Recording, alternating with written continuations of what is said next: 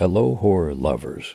If spine-chilling true stories are your nightly ritual, you've come to the right place.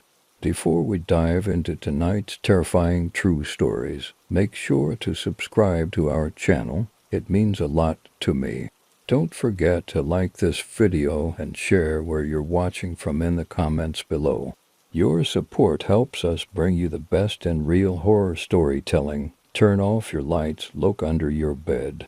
Don't listen to this while sitting in the bathroom. And if you have a weak heart, stop this video now. Let's get into the stories.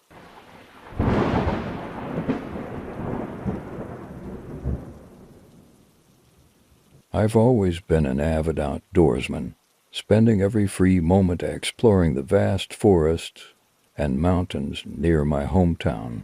Pine Ridge was my favorite spot, a remote area known for its dense woods, pristine lakes, and miles of hiking trails. I knew every inch of it, or so I thought. One autumn weekend, I decided to go on a solo camping trip to Pine Ridge.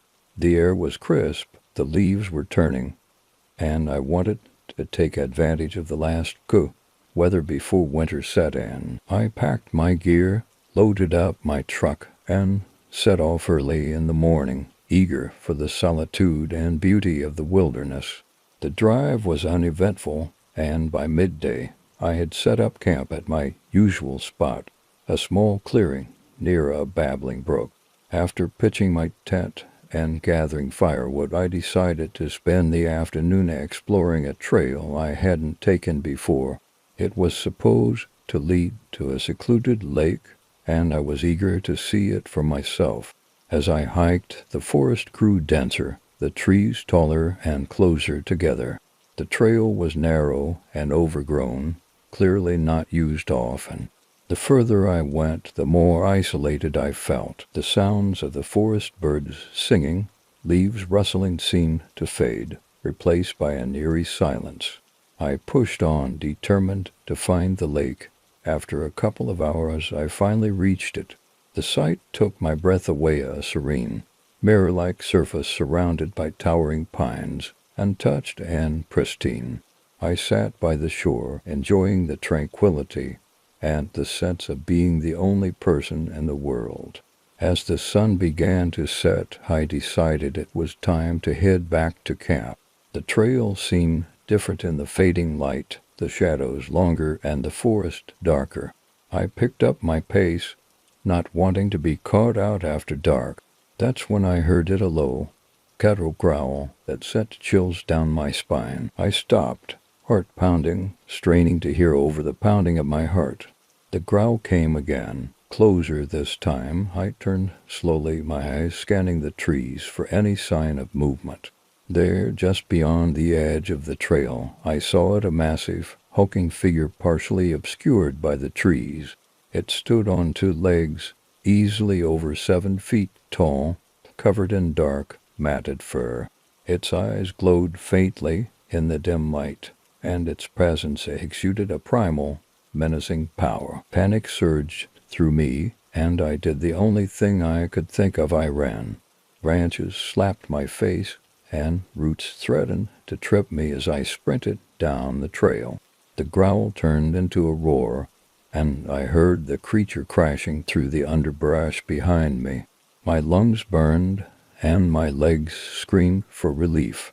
But I didn't dare stop. The sounds of pursuit grew louder, the creature gaining on me.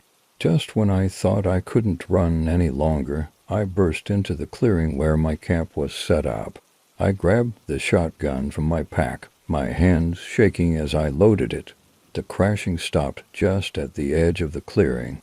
I stood there, weapon ready, my eyes fixed on the darkness between the trees. For a moment, everything was silent. Then it stepped into the clearing. The creature was even more terrifying up close, its face a grotesque mix of human and ape, its eyes burning with a malevolent intelligence.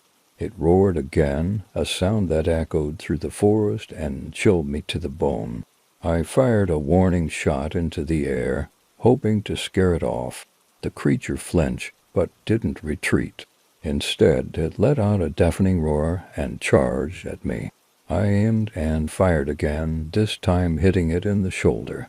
The creature howled in pain and fury, but it didn't stop. In a desperate bid, I grabbed a burning log from the campfire and brandished it like a torch.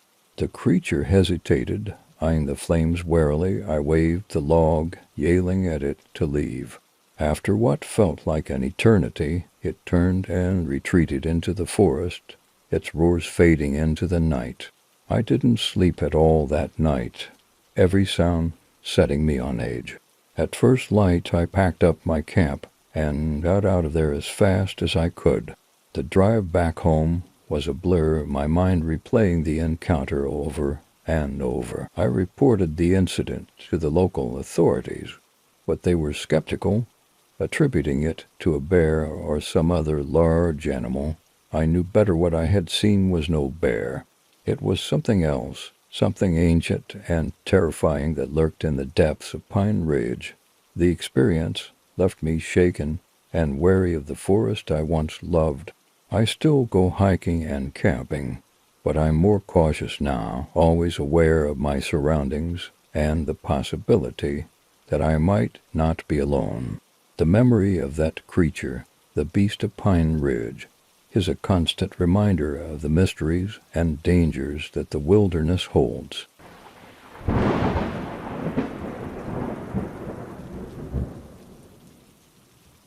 I've always been an avid outdoorsman, spending every free moment exploring the vast forests and mountains near my hometown. Pine Ridge was my favorite spot, a remote area known for its dense woods, pristine lakes, and miles of hiking trails. I knew every inch of it, or so I thought. One autumn weekend, I decided to go on a solo camping trip to Pine Ridge. The air was crisp, the leaves were turning, and I wanted to take advantage of the last weather before winter set in. I packed my gear, loaded up my truck, and set off early in the morning, eager for the solitude and beauty of the wilderness. The drive was uneventful, and by midday I had set up camp at my usual spot, a small clearing near a babbling brook. After pitching my tent and gathering firewood, I decided to spend the afternoon exploring a trail I hadn't taken before. It was supposed to lead to a secluded lake, and I was eager to see it for myself. As I hiked, the forest grew denser, the trees taller and closer together. The trail was narrow and overgrown, clearly not used often. The further I went, the more isolated I felt. The sounds of the forest birds singing, leaves rustling seemed to fade, replaced by an eerie silence. I pushed on, determined to find the lake. After a couple of hours, I finally reached it. The sight took my breath away, a serene, mirror-like surface surrounded by towering pines, untouched and pristine. I sat by the shore, enjoying the tranquility and the sense of being the only person in the world. As the sun began to set, I decided it was time to head back to camp. The trail seemed different in the fading light, the shadows longer and the forest darker. I picked up my pace, not wanting to be caught out after dark. That's when I heard a low cattle growl that sent chills down my spine. I stopped, heart pounding, straining to hear over the pounding of my heart. The growl came again, closer this time. I turned slowly, my eyes scanning the trees for any sign of movement. There, just beyond the edge of the trail, I saw it, a massive, hulking figure partially obscured by the trees. It stood on two legs, easily over 7 feet tall, covered in dark, matted fur. Its eyes glowed faintly in the dim light, and its presence exuded a primal, menacing power. Panic surged through me, and I did the only thing I could think of. I ran. Branches slapped my face, and roots threatened to trip me as I sprinted down the trail. The growl turned into a roar, and I heard the creature crashing through the underbrush behind me. My lungs burned, and my legs screamed for relief, but I didn't dare stop. The The sounds of pursuit grew louder, the creature gaining on me. Just when I thought I couldn't run any longer, I burst into the clearing where my camp was set up. I grabbed the shotgun from my pack, my hands shaking as I loaded it. The crashing stopped just at the edge of the clearing. I stood there, weapon ready, my eyes fixed on the darkness between the trees. For a moment, everything was silent. Then it stepped into the clearing. The creature was even more terrifying up close, its face a grotesque mix of human and ape, its eyes burning with a malevolent intelligence. It roared again, a sound that echoed through the forest and chilled me to the bone. I fired a warning shot into the air, hoping to scare it off. The creature flinched, but didn't retreat. Instead, it let out a deafening roar and charged at me. I aimed and fired again, this time hitting it in the shoulder. The creature howled in pain and fury, but it didn't stop. In a desperate bid, I grabbed a burning log from the campfire and brandished it like a torch.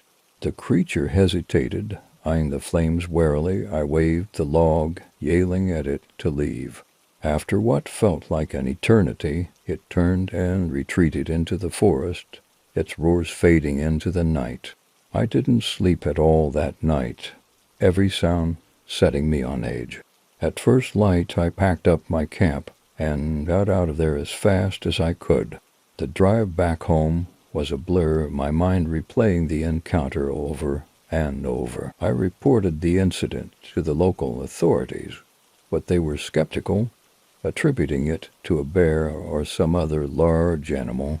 I knew better. What I had seen was no bear. It was something else, something ancient and terrifying that lurked in the depths of Pine Ridge. The experience left me shaken and wary of the forest I once loved. I still go hiking and camping, but I'm more cautious now, always aware of my surroundings and the possibility that I might not be alone. The memory of that creature, the beast of Pine Ridge, is a constant reminder of the mysteries and dangers that the wilderness holds.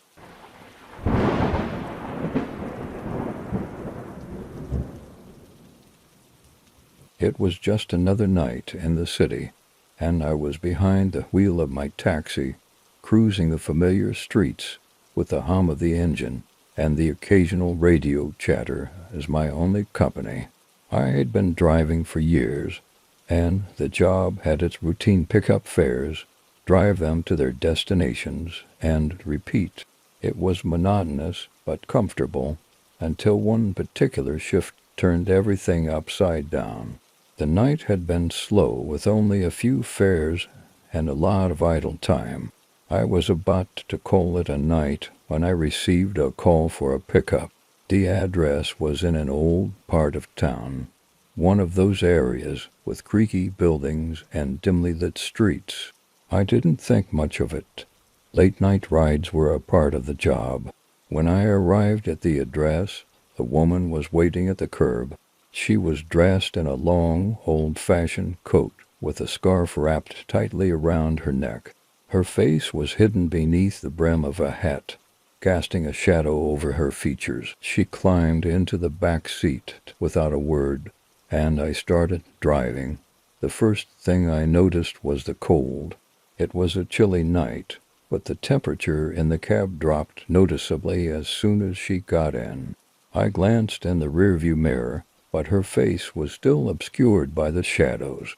I asked her where she was headed, and she gave me an address in a part of town I didn't recognize, somewhere beyond the usual routes. As we drove, the silence was unnerving. I tried making small talk, asking about her night, but she didn't respond. The radio crackled with static, and the atmosphere in the cab grew increasingly uncomfortable. I could feel a chill creeping up my spine, but I chalked it up to the cold.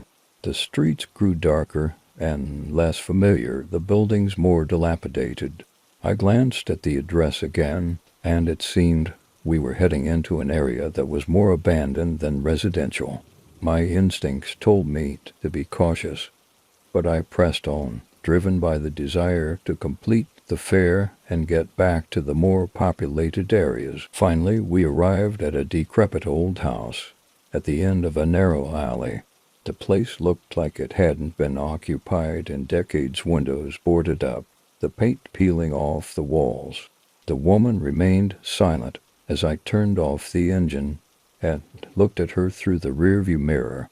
She slowly reached into her coat and pulled out a small, weathered envelope. She handed it to me without saying a word.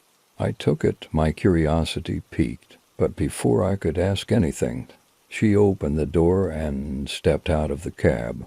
I watched her walk toward the house, her figure disappearing into the shadows. As soon as she was out of sight, a shiver ran down my spine. I couldn't shake the feeling that something was terribly wrong. I decided to wait for a few minutes, hoping she would return, but she never did. After a while, I decided to leave. I opened the envelope, expecting to find payment or a tip, but inside was a single, yellowed photograph. It was an old black and white picture of a young woman standing in front of the very house where I had dropped her off. The woman in the photograph looked eerily similar to my passenger, her eyes sad and hollow. Confused and unsettled, I drove back to the station, the photograph in hand. The next day, I showed it to a fellow driver who had worked in the city for decades. He took one look and paled. He told me a chilling story about the house and the woman in the photograph.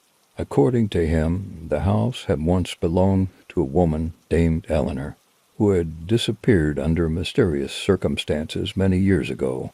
She was known to have taken her own life after a series of tragic events, and her ghost was rumored to haunt the area, often seen seeking help or final resting place. I was stunned. The woman I had driven would have been Eleanor's ghost, seeking something unresolved from her past. The photograph was a piece of her history, a glimpse into the life she once lived. From that night on, I avoided the area where I had dropped her off, and I made sure to check the addresses more carefully before driving.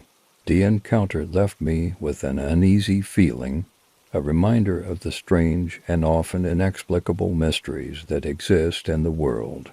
Every so often, I wonder if I'll encounter another phantom fare, another ghostly passenger seeking closure or solace. Until then, I keep the photograph tucked away, a haunting reminder of the night I drove with a ghost.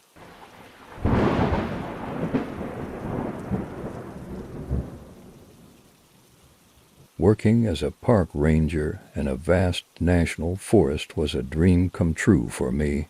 The job allowed me to spend my days surrounded by nature, ensuring the safety of both the visitors and the environment. The forest was my domain, and I knew its trails and secrets better than anyone. However, there was one section of the forest that I had always found unsettling, a dense, shadowy area known as the Blackwood. The locals had their own stories about the Blackwood, tales of strange dozes and mysterious disappearances. As a ranger, I had heard them all, but I had never given much thought to these old legends until one fateful night that changed everything. It was late autumn, and the forest was cloaked in a thick fog. The air was damp and cold, and the trees loomed like silent sentinels. I was patrolling the trails, ensuring that all visitors had left the park before nightfall. As I made my way towards the Blackwood, I felt an uneasy chill. I tried to shake it off, attributing it to the weather and the encroaching darkness. The trail leading into the Blackwood was narrow and overgrown, rarely used by hikers or campers. I had walked this path many times, but tonight it felt different, as if the forest itself was holding its breath. The silence was deafening, broken only by the occasional rustle of leaves or the distant call of an owl. My radio crackled with static, and I adjusted the volume, trying to catch any incoming messages from the station. Suddenly I heard a faint voice, almost a whisper, calling my name. I stopped in my tracks, straining to listen. The voice came again, clearer this time, but it was impossible to pinpoint its direction. It seemed to come from everywhere and nowhere at once. I called out, asking if anyone was there, but the only response was the rustling of leaves. My flashlight beam cut through the fog, illuminating the twisted branches and gnarled roots that seemed to reach out like skeletal hands. The voice continued, now pleading, almost desperate. It was a voice I didn't recognize, and it sent a shiver down my spine. I knew I had to investigate. It was my duty to ensure the safety of anyone who might be lost or in distress. I followed the voice deeper into the blackwood, my heart racing with each step. The forest grew denser and the fog thicker. The trees seemed to close in around me, their branches forming a canopy that blocked out the moonlight. The voice led me to a small clearing where the fog seemed to gather and swirl, creating an eerie, almost hypnotic effect. In the center of the clearing stood an old, decrepit cabin, its wooden walls covered in moss and vines. The cabin looked like it hadn't been touched in decades, perhaps even longer. The voice grew louder, more insistent, and I felt an overwhelming urge to approach the cabin. As I stepped closer, the air grew colder, and I could see my breath in the light of my flashlight. The door to the cabin was ajar, creaking on its hinges. I pushed it open, and the voice suddenly stopped, replaced by an oppressive silence. The interior of the cabin was dark and musty, the air thick with the scent of decay. I swept my flashlight around the room, revealing broken furniture, tattered curtains, and an old, dusty fireplace. There was no sign of anyone, but I felt a presence, a watchful gaze that sent chills down my spine. I called out again, but my voice sounded small and insignificant in the eerie stillness. I was about to turn back when I noticed something on the floor, a set of footprints leading towards the back of the cabin. The prints were fresh, and they didn't belong to me. I followed them cautiously, my flashlight trembling in my hand. The footprints led to a door at the back of the cabin, half hidden behind a rotting bookshelf. I hesitated for a moment, my instincts screaming at me to leave, but curiosity and duty drove me forward. I pushed the door open and stepped into a small, dark room. The air was colder here, and the walls seemed to close in around me. In the center of the room was an old wooden chest, its surface covered in dust and cobwebs. The footprints led directly to it, and the voice started again, now a low, mournful wail. I knelt beside the chest, my hands trembling as I reached for the lid. It creaked open, revealing its contents, a collection of old, faded photographs, letters, and a small, leather-bound journal. I picked up the journal and began to read. The journal belonged to a man named Samuel, who had lived in the cabin many years ago. His entries detailed a series of strange occurrences in the Blackwood, from mysterious lights and sounds to encounters with a shadowy figure he called the Watcher. Samuel described how the Watcher would appear at night, standing just beyond the edge of the clearing, its eyes glowing in the darkness. The entries grew more frantic and desperate as Samuel recounted how he felt watched, followed, and haunted by this entity. He wrote about hearing voices, much like the one that had led me to the cabin, and seeing glimpses of the Watcher in the shadows. The final entry was dated over 50 years ago. It was short and chilling. The Watcher is closer now. I can feel it. I fear this will be my last entry. If anyone finds this, beware the Blackwood. The Watcher is always watching. As I finished reading, the temperature in the room dropped even further, and I felt a presence behind me. I turned slowly, my flashlight beam catching a glimpse of a shadowy figure standing in the doorway. Its eyes glowed with an unnatural light, and I felt a wave of terror wash over me. The figure moved closer, and the voice began again, now low, guttural whisper that seemed to come from the very walls of the cabin. I backed away, my mind racing. I had to get out of there, but my legs felt like lead, and the figure seemed to block the only exit. Desperation took over, and I grabbed the journal, clutching it to my chest as I forced myself to move. I darted past the figure, feeling its cold gaze follow me as I ran out of the cabin. The fog outside was thicker than ever, and I struggled to find my way back to the trail. The voice continued to echo around me, a constant reminder that I was not alone. I finally broke free of the fog and the dense trees, emerging onto the familiar trail. I didn't stop running until I reached the ranger station. Breathless and shaken, I locked the doors and collapsed into a chair, the journal still clutched in my hands. I knew that what I had experienced was real, that the Watcher was more than just a legend. The next day, I reported the incident to my superiors, but they were skeptical. They sent a team to investigate the cabin, but when they returned, they said it was empty, with no sign of the footprints, the journal, or the Watcher. They dismissed my account as a case of overactive imagination, perhaps brought on by exhaustion or the fog. But I knew better. I had seen the Watcher, felt its presence, and heard its voice. The journal was proof that I wasn't the first, and I feared I wouldn't be the last.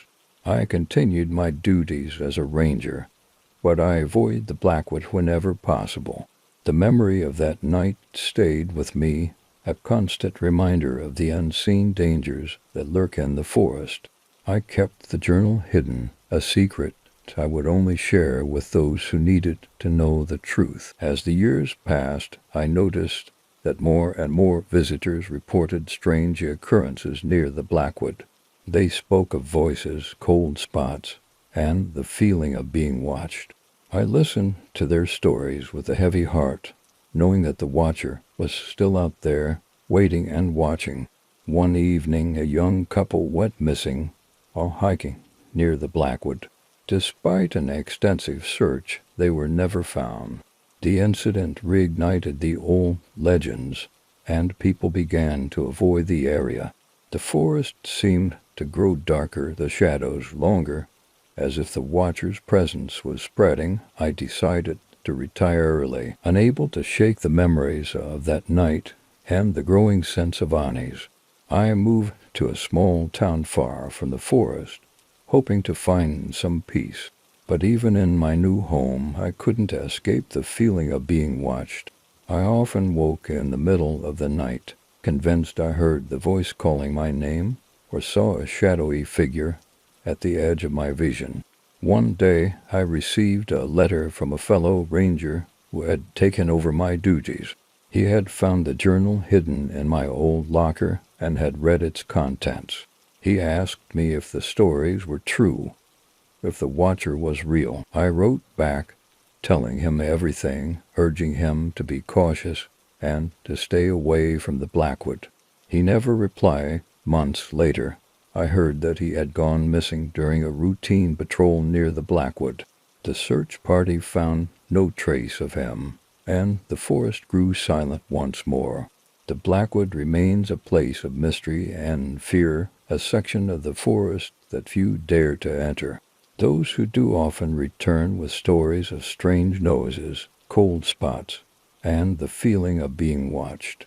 Some never return at all. I no longer go into the woods, but I keep the journal close, a reminder of the dangers that lurk in.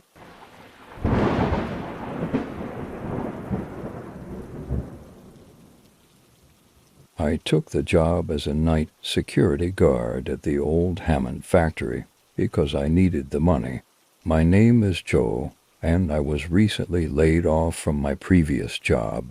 The factory was located on the outskirts of town, a massive, dilapidated building that had been closed for years. The owners decided to renovate it and needed security to prevent vandalism and theft. It seemed like an easy gig. A few patrols, some paperwork, and plenty of time to relax. My first night started uneventfully. I arrived at 10 p.m. and met with the day guard, Steve, who handed me the keys and a flashlight. "Nothing much happens here," Steve said with a grin.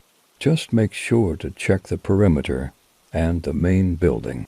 If you hear any noises, it's probably just the wind or some raccoons." He left, and I settled into the small security office at the front of the building. The office was cramped and smelled of old coffee and stale air.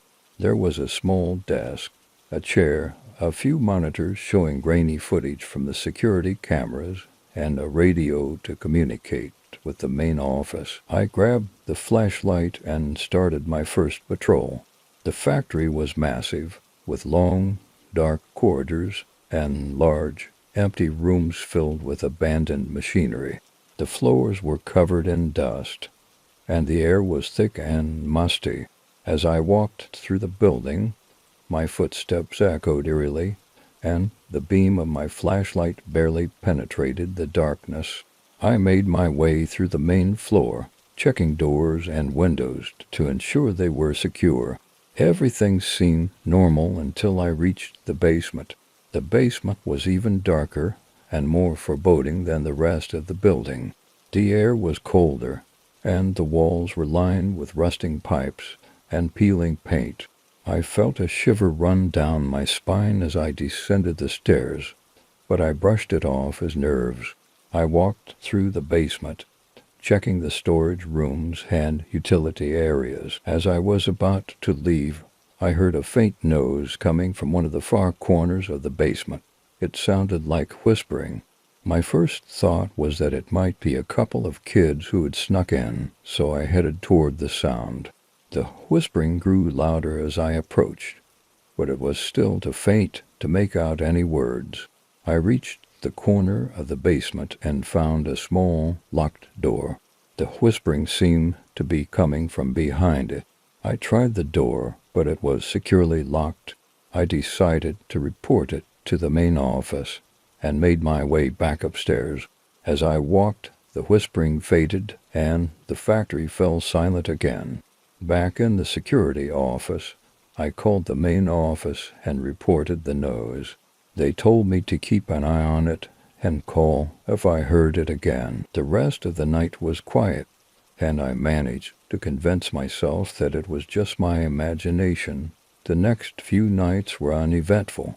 I settled into a routine, patrol the building, check the doors and windows, and keep an eye on the monitors.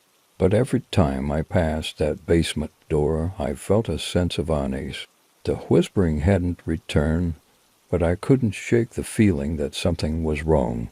Then, on the fifth night, things took a turn for the worse. It was around midnight when I first heard the noise. Started as a faint humming sound, barely audible over the hum of the security monitors.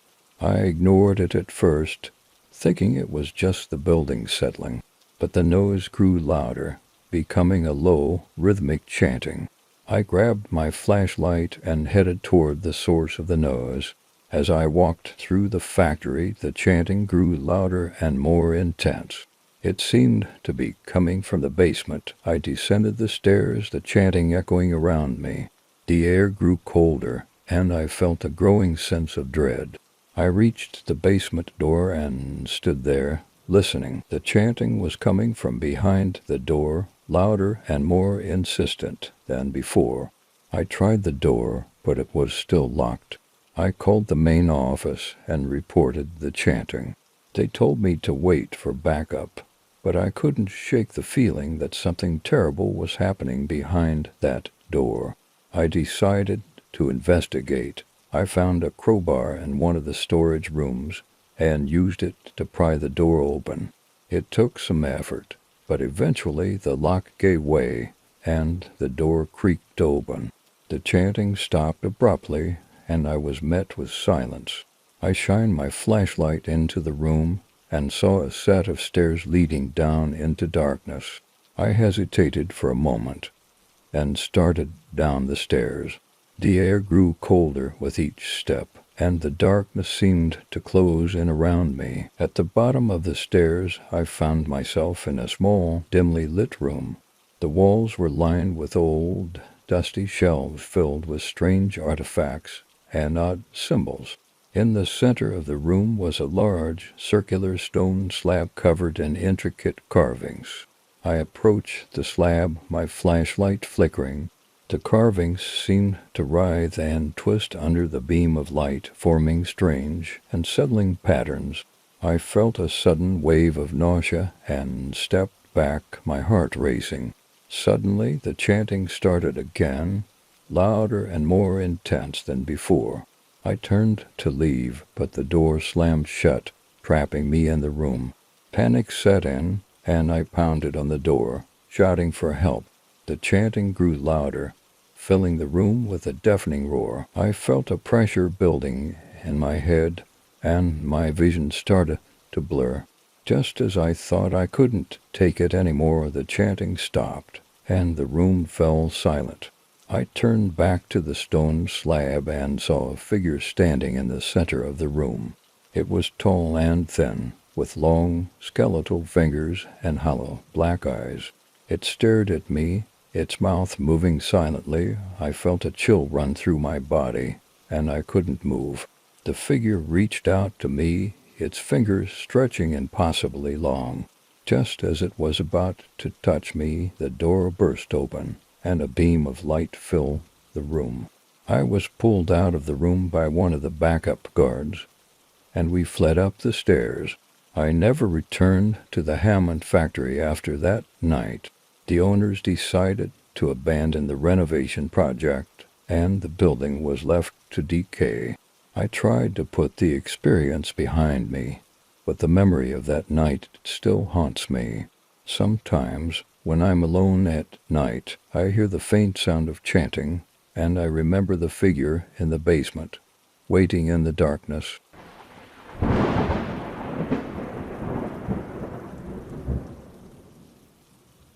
It was a dare that brought us to the abandoned hospital on the outskirts of town, a crumbling relic from the early 20th century.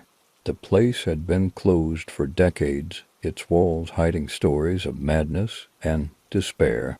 As teenagers, we had heard all the rumors about the place, how it was haunted by the spirits of former patients, how strange noises could be heard at night, and how no one who entered ever left the same. The hospital loomed before us, a towering structure of decaying brick and shattered windows. Ivy crawled up its walls, and the air was thick with the scent of rot and mildew. We were a group of 6, myself, my best friend Jake, and 4 others from our high school. We were armed with flashlights, our phones, and a mix of bravado and fear. As we stepped through the broken front doors, the darkness swallowed us. The beam of my flashlight cut through the gloom, revealing long corridors lined with peeling paint and graffiti. The air was damp and cold, and the silence was almost palpable. We moved cautiously, our footsteps echoing in the empty halls. The first floor was relatively uneventful, though the atmosphere was oppressive. We passed through what must have been the reception area, then a series of offices and treatment rooms. Each room was a time capsule of decay, filled with rusted equipment, overturned furniture, and yellowed papers scattered across the floor. It wasn't until we reached the second floor that things began to get strange. As we climbed the stairs, the temperature seemed to drop even further, and the air grew thick with a sense of unease. We turned a corner and found ourselves in a long hallway lined with patient rooms. The doors were mostly closed, but a few hung ajar, creaking eerily in the draft. We decided to split up to cover more ground. Jake and I took the left side of the hall, while the others explored the right. We entered the first room, a small, dimly lit space with a rusted bed frame and a cracked mirror on the wall. As I shone my flashlight around, I noticed something strange. The reflection in the mirror didn't match the room. The bed in the reflection was pristine, the walls unmarked. I called Jake over, and we stared at the mirror in disbelief. Just as we were about to leave the room, the door slammed shut with a force that rattled the walls. We both jumped, our hearts racing. I rushed to the door and tried to open it, but it was stuck fast. We pounded on the door, calling for our friends, but there was no response. It was as if the hospital had swallowed us whole. Suddenly the room grew colder, and a soft whisper filled the air. It was unintelligible at first, but it grew clearer, more insistent. It was a woman's voice, filled with sorrow and desperation. "Help me," she whispered. "Please, help me." Jake and I exchanged terrified glances. The voice continued, growing louder and more urgent. "He's here," it said. "He won't let us leave." Panic set in as we realized we were not alone in the room. My flashlight flickered, and in the dim light I saw a shadow move across the wall. It was tall and gaunt, its movements jerky and unnatural. The air grew thick with the scent of decay, and I felt a chill run down my spine. The shadow moved closer, and the whispering turned into a cacophony of voices, all pleading for help. I grabbed Jake's arm, and we backed away from the shadow, our eyes wide with fear.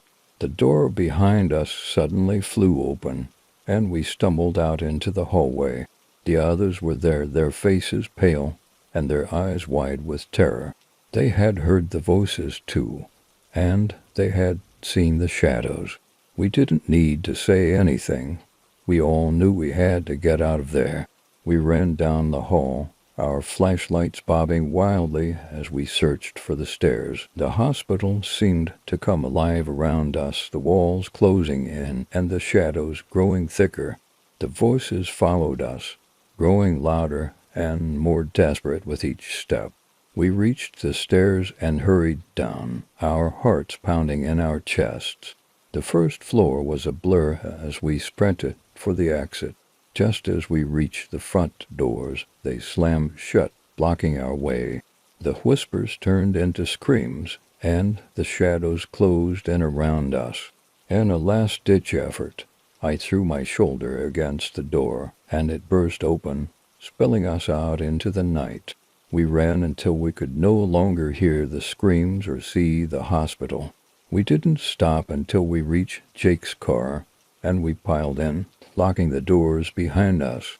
We sat there, catching our breath, our minds racing. None of us could explain what had happened, but we all knew one thing. We would never go back to that hospital. Over the next few days, we tried to put the experience behind us, but the memories lingered. I couldn't shake the feeling that something had followed us out of the hospital, something dark and malevolent. I started having nightmares, vivid and horrifying. In them, I was back in the hospital, trapped in that room with the shadow and the voices. Each night, the dreams grew more intense, more real. I woke up screaming, drenched in sweat, my heart racing. One night, I woke to find a shadow standing at the foot of my bed. It was tall and gaunt, its eyes glowing with a sickly light. I tried to scream, but no sound came out. The shadow moved closer, its cold breath washing over me. "Help me," it whispered, its voice the same as the one from the hospital. "Please, help me." I bolted upright, my heart pounding. The shadow was gone, but the fear remained. I knew then that the hospital's curse had followed me home. I reached out to the others, but they were experiencing the same thing. We all had the same nightmares, the same sense of dread. It was as if the hospital's spirits had latched onto us, refusing to let go. Desperate for answers, we decided to do some research on the hospital's history. We discovered that it had been shut down in the 1950s after a series of unexplained deaths. The patients had complained of seeing shadows and hearing voices, much like we had experienced. The hospital's head doctor, a man named Dr. Elias, had been accused of conducting cruel and inhumane experiments on the patients. He had disappeared shortly before the hospital was closed, and his whereabouts were still unknown. Armed with this new information, we decided to return to the hospital, hoping to find a way to break the curse. We gathered supplies and made our way back to the crumbling building. The air was thick with tension as we stepped through the broken doors once more. The hospital was as dark and foreboding as we remembered. The whispers started almost immediately, but we pressed on, determined to find answers. We made our way to the second floor, to the room where it had all begun. As we entered the room, the temperature dropped, and the shadows gathered. The voices grew louder, and we knew we were not alone. We called out to the spirits, asking them what they wanted, how we could help them find peace. The air grew still, and for a moment there was silence. Then the shadow appeared, its form shifting and writhing. "Release us," it whispered. "Free us from this place." We asked how we could do that, and the shadow pointed to the floor. We began to search, and soon we found a loose floorboard. Underneath, we discovered a hidden compartment containing old documents and photographs. Among them was a journal, its pages filled with the ramblings of Dr. Elias. The journal detailed his experiments and his belief that he could trap the souls of the patients within the hospital. He had used dark rituals and forbidden knowledge to bind their spirits, condemning them to an eternity of torment. We knew then what we had to do. We gathered the documents and photographs, and we set them on fire in the middle of the room. The shadows recoiled, and the voices grew louder, a mix of pain and relief. As the flames consumed the journal, the air grew warmer, and the shadows began to fade. The voices quieted, replaced by a sense of calm. We watched as the spirits were released, their forms dissolving into the light. The hospital seemed to sigh as if relieved of its burden.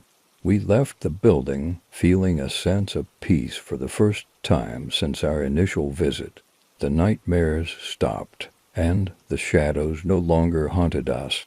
The hospital remained abandoned, but it no longer felt menacing. It was just an old building, its dark history finally laid to rest. The experience changed us all. We had faced our fears and helped to free the trapped spirits. We knew the dangers of meddling with the unknown, and we had learned to respect the boundaries between the living and the dead. To this day, I can't drive past the old hospital without feeling a shiver of remembrance. The memories of that night will stay with me forever, a reminder of the thin veil that separates our world from the next. But I take comfort in knowing that we did the right thing, that we helped those spirits find peace. And I hope that wherever they are now, they have found the rest they were so desperately seeking.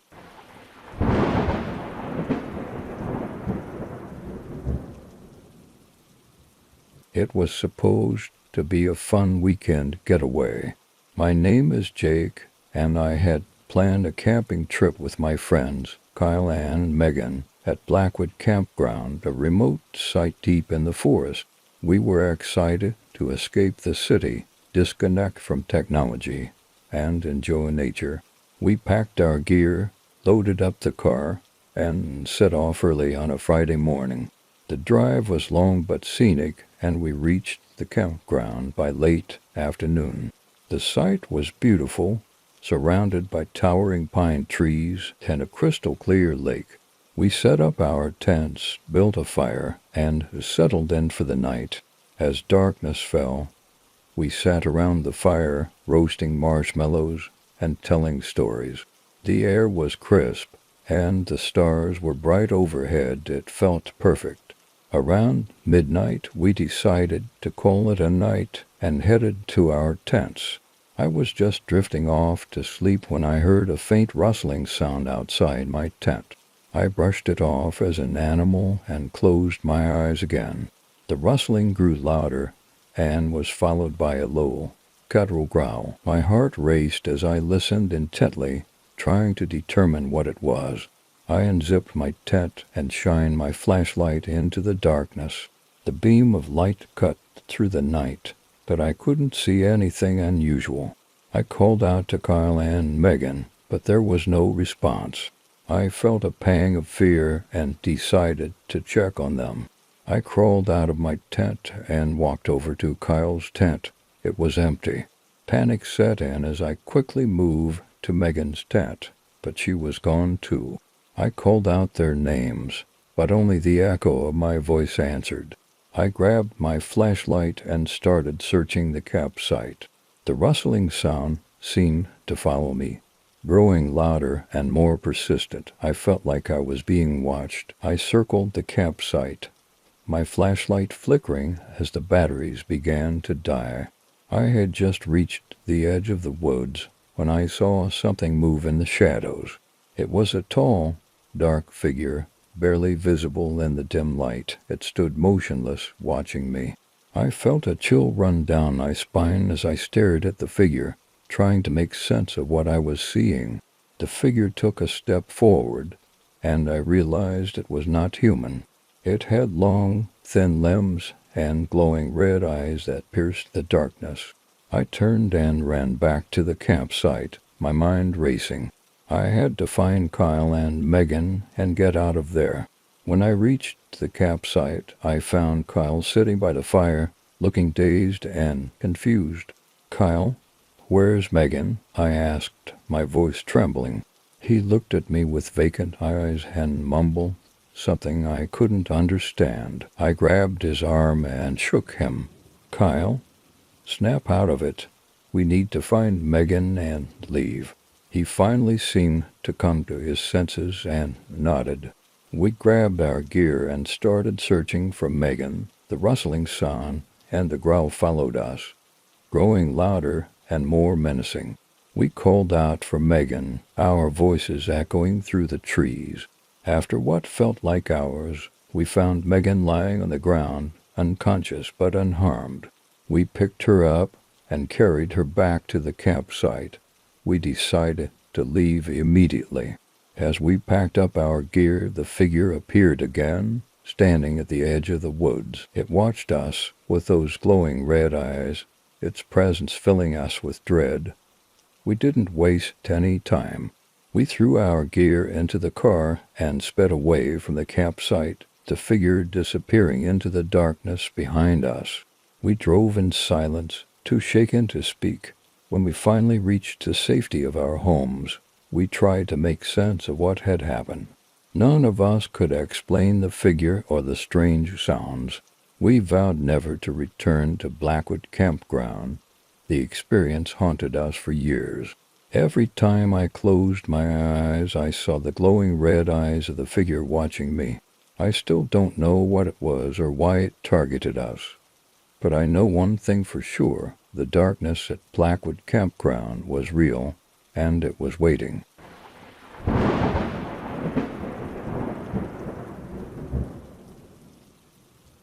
Driving long-haul routes had always been my life.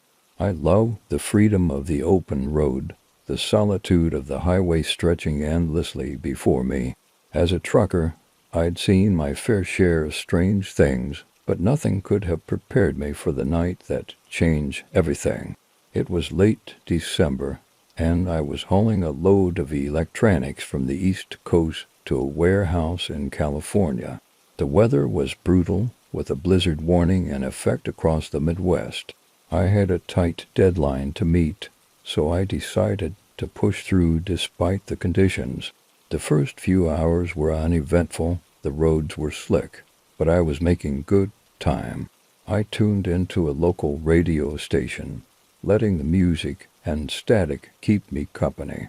The sky was darkening, and the snow began to fall more heavily. By the time I hit the remote stretches of highway in Nebraska, visibility was down to almost nothing. The blizzard was in full force, and I could barely see the road ahead. The radio crackled, the signal fading in and out. I glanced at my GPS, but it seemed to be malfunctioning, showing me routes that didn't exist. The isolation was oppressive, the only light coming from my headlights cutting through the swirling snow. I drove on, the rhythmic thump of the tires on the icy road my only companion. The hours passed, and the blizzard showed no sign of letting up. I was miles from the nearest town, and the road signs were buried under a thick blanket of snow. The fuel gauge was dropping, and I knew I had to find a place to stop soon. As I rounded a bend, my headlights caught a flicker of movement on the side of the road. I slowed down, squinting through the snow. It was a hitchhiker, bundled up in a heavy coat, their thumb outstretched. Normally, I'd never pick up a hitchhiker, especially not in a storm like this, but something about the figure seemed desperate. I pulled over, and the hitchhiker hurried to the passenger door, climbing in with a gust of icy wind. They pulled down their hood, revealing a pale, haggard face. "Thank you," they said, their voice barely audible over the howl of the wind. "I thought I was going to freeze out there," I nodded, trying to shake off the uneasy feeling in my gut. "Where are you headed?" "West," they replied. "Anywhere west." I glanced at the fuel gauge again and decided to push on a bit further. "All right, I'll take you as far as the next town." "Shouldn't be too far," the hitchhiker nodded, settling into the seat and wrapping their coat tighter around themselves. We drove in silence for a while, the storm raging outside. I kept stealing glances at my passenger, feeling more and more unsettled. There was something off about them, something I couldn't quite put my finger on. As we continued, the blizzard seemed to grow even worse. The snow was coming down so thick it felt like we were driving through a white tunnel. The GPS was still acting up, and I had no idea how far we were from the next town. My passengers shifted in their seat, breaking the silence. "You shouldn't be out here," they said, their voice low and strained. "This road... It's not safe," I frowned, gripping the wheel tighter. "What do you mean, there are things on this road?" they reply, their eyes darting nervously to the windows. "Things that shouldn't be here." I felt a chill that had nothing to do with the weather. Like what? The hitchhiker didn't answer, just stared straight ahead, their face pale and drawn.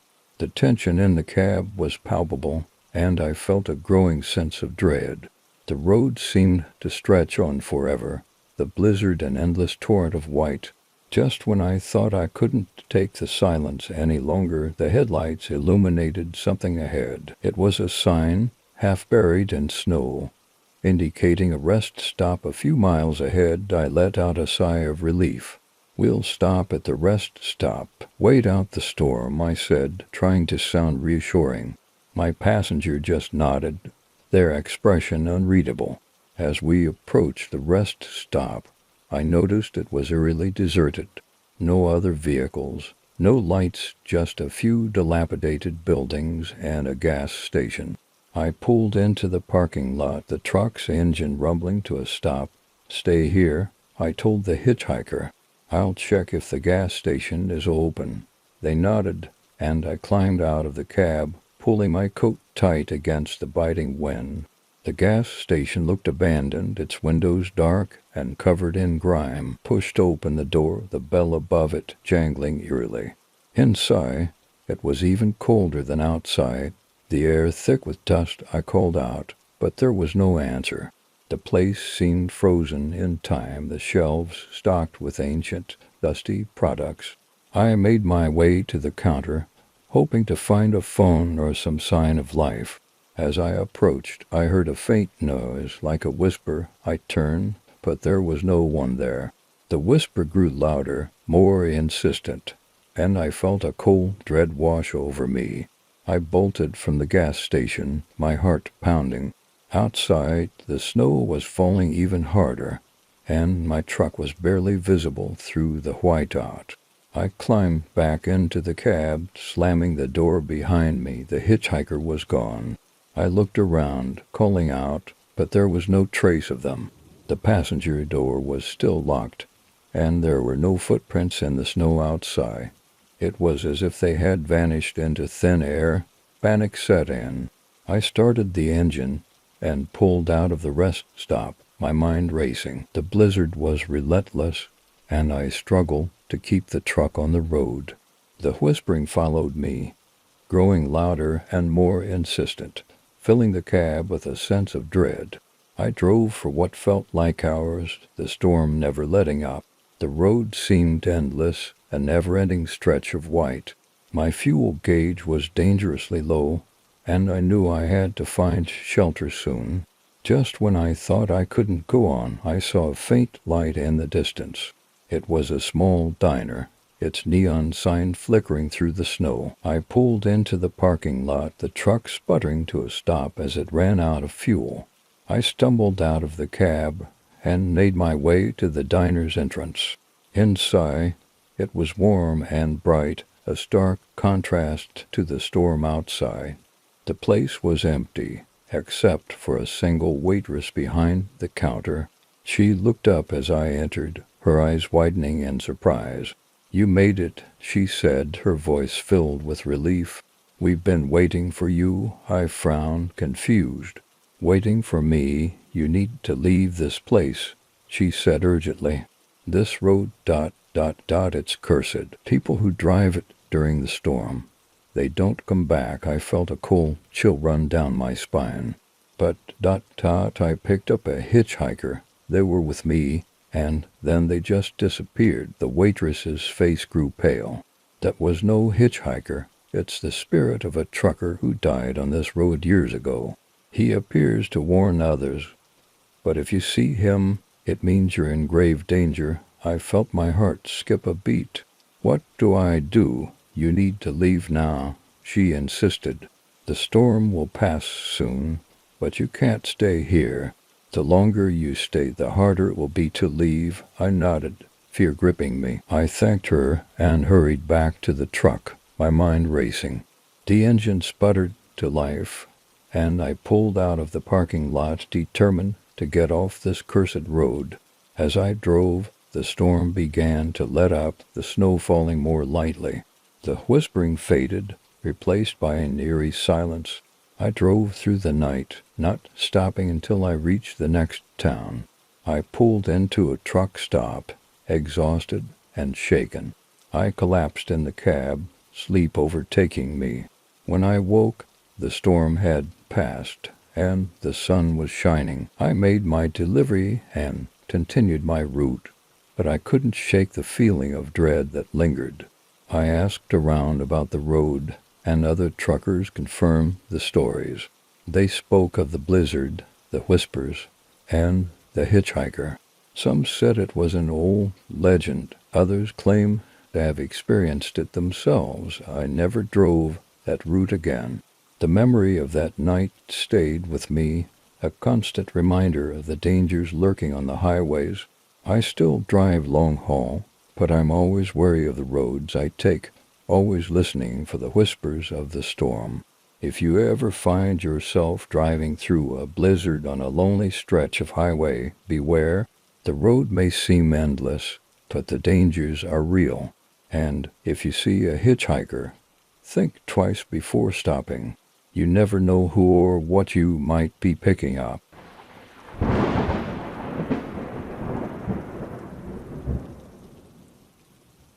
It was a quiet evening when the break-in happened. My name is Tom, and I live alone in a small, one-story house on the outskirts of town. It was a Friday night, and I had just settled in to watch a movie. The neighborhood was typically peaceful, and I had never felt the need to worry about security. I locked the doors and windows every night, but that evening I made an exception. My dog, Max, had insisted on staying outside longer than usual, so I left the back door slightly ajar for him to come in when he was ready.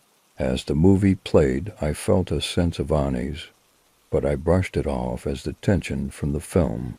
Max barked a few times, then everything went silent. I called out for him, but he didn't respond. Annoyed, I got up to check on him. The back door was open wider than I had left it. I stepped outside and called for Max again. He came trotting around the corner of the house, wagging his tail. Relieved, I let him in and closed the door. I returned to the living room and continued watching the movie. About an hour later, I heard a noise coming from the kitchen. It sounded like a cabinet door creaking open. I paused the movie and listened. The house was silent. I dismissed it as Max rummaging around and went back to watching the film. The noise came again, louder this time. I stood up and walked to the kitchen. As I entered, I saw the cabinet door swinging slowly. I felt a chill and checked the window. It was closed and locked. I called out, "Is anyone there?" But only silence answered. I decided to do a quick sweep of the house, just to be sure. I walked through each room, turning on lights and checking closets. Everything seemed normal, but I couldn't shake the feeling that something was off. I returned to the living room and tried to relax. The movie was nearing its climax when I heard footsteps in the hallway. My heart raced as I grabbed the nearest thing I could use as a weapon, a heavy metal candlestick. I slowly crept toward the hallway, the footsteps growing louder. I turned the corner and saw a shadowy figure standing at the end of the hall. The figure was tall and motionless, its face hidden in the darkness. I demanded, "Who are you? What do you want?" The figure remained silent, then started to move toward me. I backed up, my grip tightening on the candlestick. Just as the figure reached the light, it vanished. I blinked, trying to process what had just happened. I checked the entire house again, but there was no sign of an intruder. I was beginning to think I was losing my mind. I called a friend, John, and asked if he could come over. He arrived within minutes, sensing the urgency in my voice. I explained what had happened, and he agreed to help me search the house one more time. We checked every corner, but found nothing.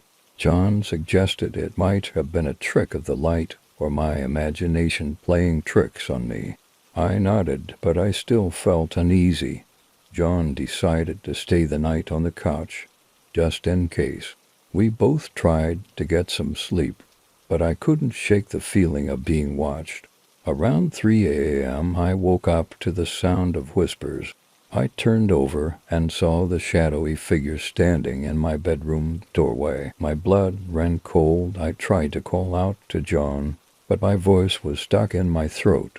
The figure moved closer, and I could see its eyes, dark and empty. It reached out a hand, and I felt a cold breeze brush against my skin. I finally found my voice and screamed for John. The figure vanished, and John burst into the room, looking confused and alarmed. I told him what had happened, and he checked the house again, but found nothing. We stayed up the rest of the night, unable to sleep. When morning came, we decided to call the police. An officer arrived and took our statements, but there was little they could do without any evidence. They suggested installing security cameras and making sure all doors and windows were secured. I followed their advice, but the feeling of unease never left me. Weeks went by, and nothing unusual happened. I started to believe that maybe it had all been in my head. Then, one night, as I was getting ready for bed, I heard the whispers again. This time they were clearer, more distinct. I couldn't make out what they were saying, but they filled me with dread. I checked the security cameras, but there was no sign of anyone. I decided to leave the house and stay with John for a while. As I packed a bag, I heard footsteps behind me. I turned and saw the shadowy figure standing in the doorway once more. Its eyes bored into mine, and I felt paralyzed with fear. It reached out, and I felt a cold hand on my shoulder. I stumbled back, breaking free of its grasp, and ran out of the house. I didn't stop until I reached John's place. I told him what had happened, and we both agreed that something was seriously wrong. We contacted a paranormal investigator, hoping to find some answers. The investigator came to the house and conducted a thorough examination. He found signs of a presence, but couldn't determine its origin or intentions. He suggested performing a cleansing ritual to rid the house of the entity. We followed his instructions, and for a while things seemed to improve. The house felt lighter, and the whispers and footsteps stopped. But the fear never completely left me. Even now, years later, I still feel uneasy in my own home. I installed more security measures, and even adopted another dog for added protection. But I know that whatever was in my house that night is still out there, watching and waiting. And every time I hear a creak or a whisper in the dark, I'm reminded that some intruders are not so easily kept out.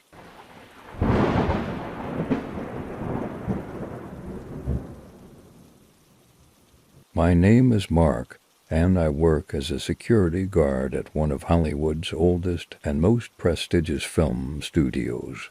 This studio has been the backdrop for countless classic films and has seen the rise and fall of many stars. The lot is steeped in history, and with that history comes a fair share of ghost stories.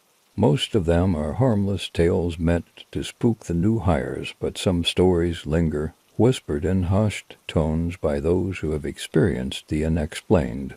I've always been skeptical about the supernatural, chalking up the strange occurrences to overactive imaginations and the creaks and groans of an aging building. But that was before I encountered something that defied all logical explanation. It was a quiet night, and I was doing my usual rounds. The studio was deserted, the sets dark and silent. I made my way to stage 17, one of the oldest sound stages on the lot. This stage had a reputation for being haunted, with reports of cold spots, strange noises, and the occasional sighting of a spectral figure. As I walked through the cavernous space, my flashlight casting long shadows, I couldn't shake the feeling of being watched. I told myself it was just the atmosphere, the weight of history pressing down on me. I finished my sweep of the stage and was about to leave when I heard a faint sound, like the tinkling of piano keys. I turned my flashlight, sweeping the room, but saw nothing. The sound grew louder, a haunting melody that echoed through the empty stage. I followed the music to the far corner of the room where an old grand piano sat covered in dust.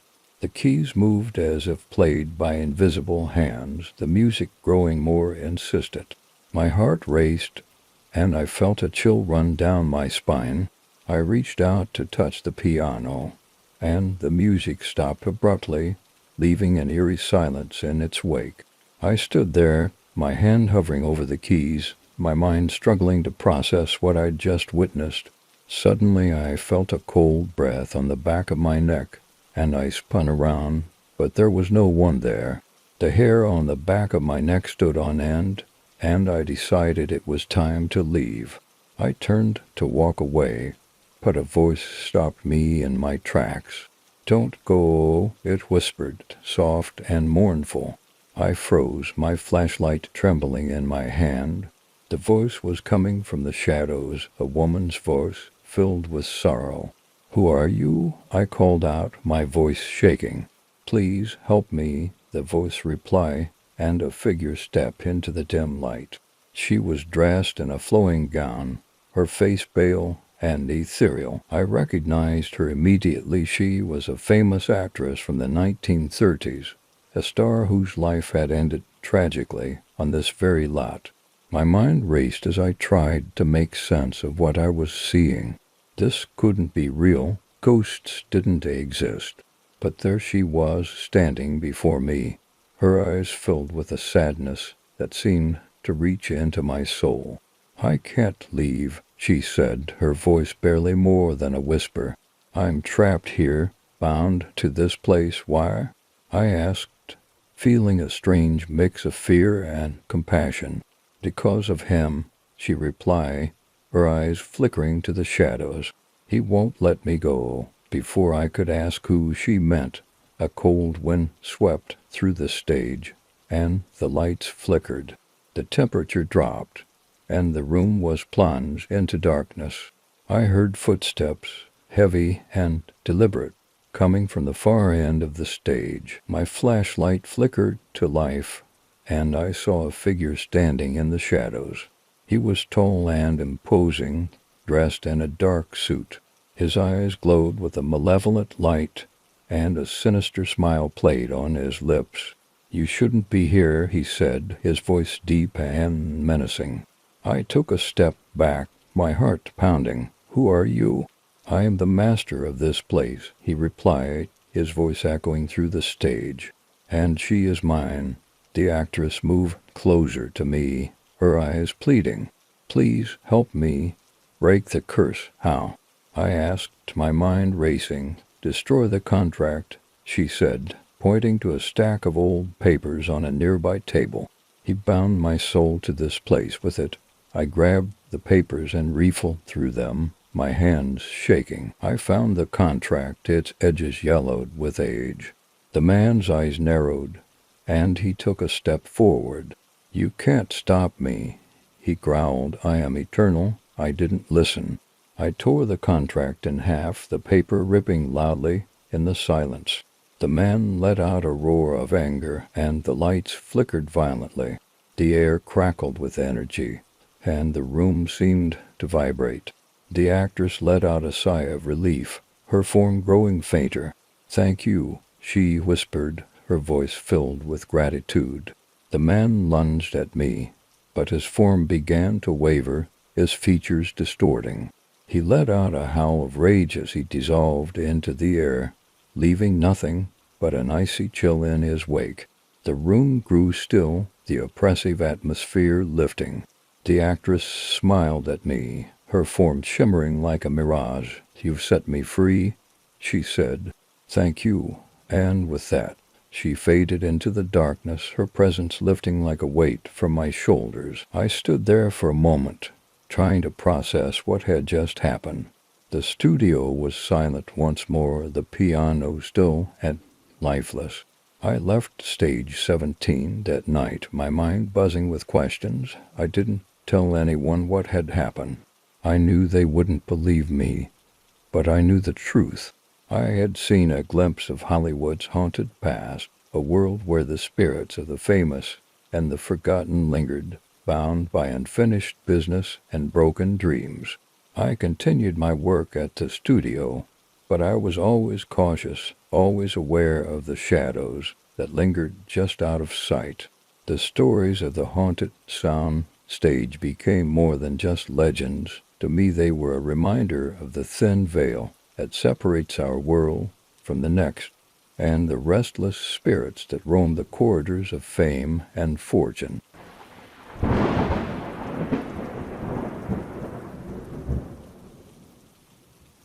The first signs were subtle. My name is Emily, and I had just moved into a charming old house in Willow Creek, a small town known for its picturesque views and quiet, friendly community. The house had been vacant for years, and I got it for a steal. It was perfect for me and my daughter, Lily. At first, everything seemed normal. We spent our days unpacking and making the house feel like home. But then things started to change. It began with small, almost unnoticeable events. Lily's toys would move on their own, ending up in different rooms from where we left them. I dismissed it as her playing tricks on me, even though she insisted she hadn't touched them. One evening, as I was making dinner, I heard Lily talking to someone in her room. I walked in, expecting to find her on the phone, but she was alone, sitting on the floor with her dolls. "Who are you talking to, sweetheart?" I asked. She looked up at me with wide eyes and said, "My friend, Sarah." She lives here. I felt a chill run down my spine but forced a smile. That's nice, honey, I said, trying to hide my unease. Over the next few weeks, Lily's behavior became increasingly strange. She would have conversations with Sarah, and sometimes I would hear her laughing and playing as if someone else was there. At night, she would wake up screaming, saying that Sarah was angry. I started to worrying about her mental health and considered taking her to a therapist. But then things took a darker turn. One night I woke up to the sound of whispering. It was coming from Lily's room.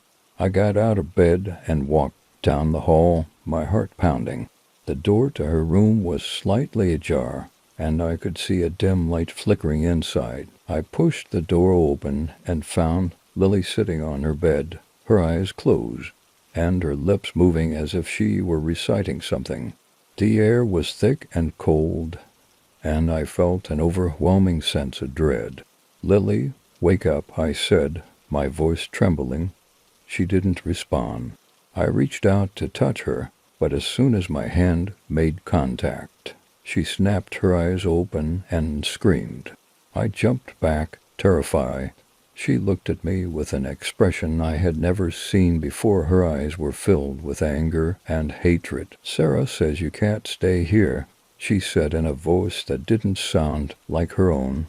"She wants you to leave." I was too scared to respond.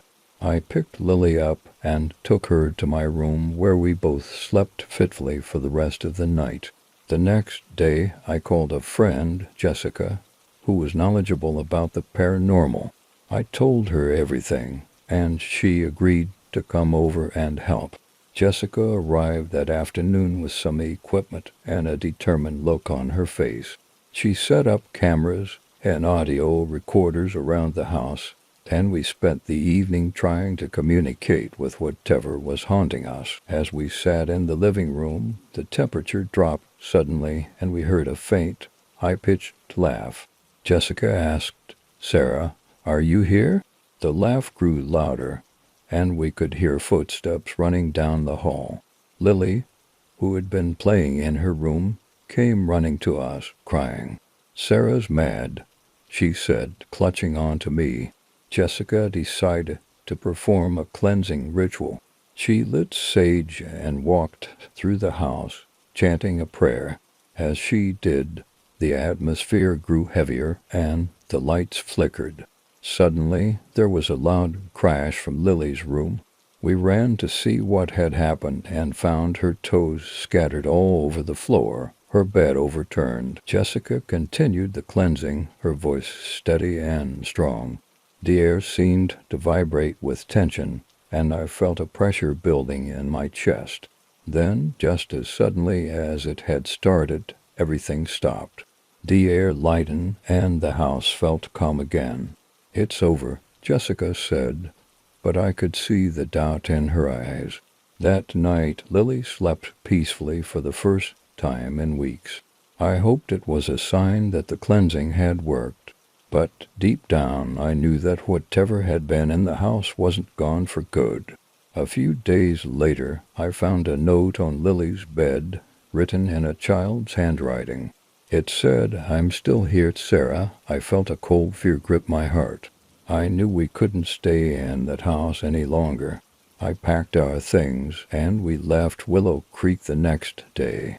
We moved to a new town, far away from the haunted house, and started a new life. But sometimes, in the quiet of the night, I still hear Lily talking to Sarah, and I know that the past is never truly behind us.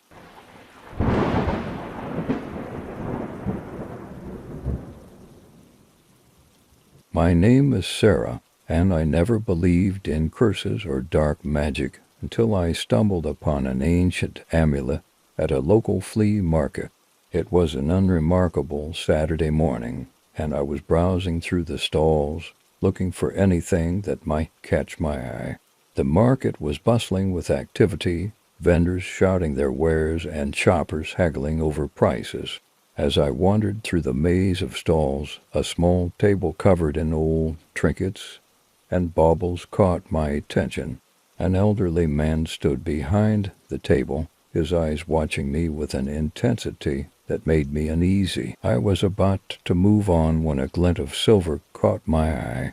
It was a small amulet, intricately carved with strange symbols that I didn't recognize. I picked it up, feeling an inexplicable pull towards it. "Ah, you have a good eye," the man said, his voice raspy.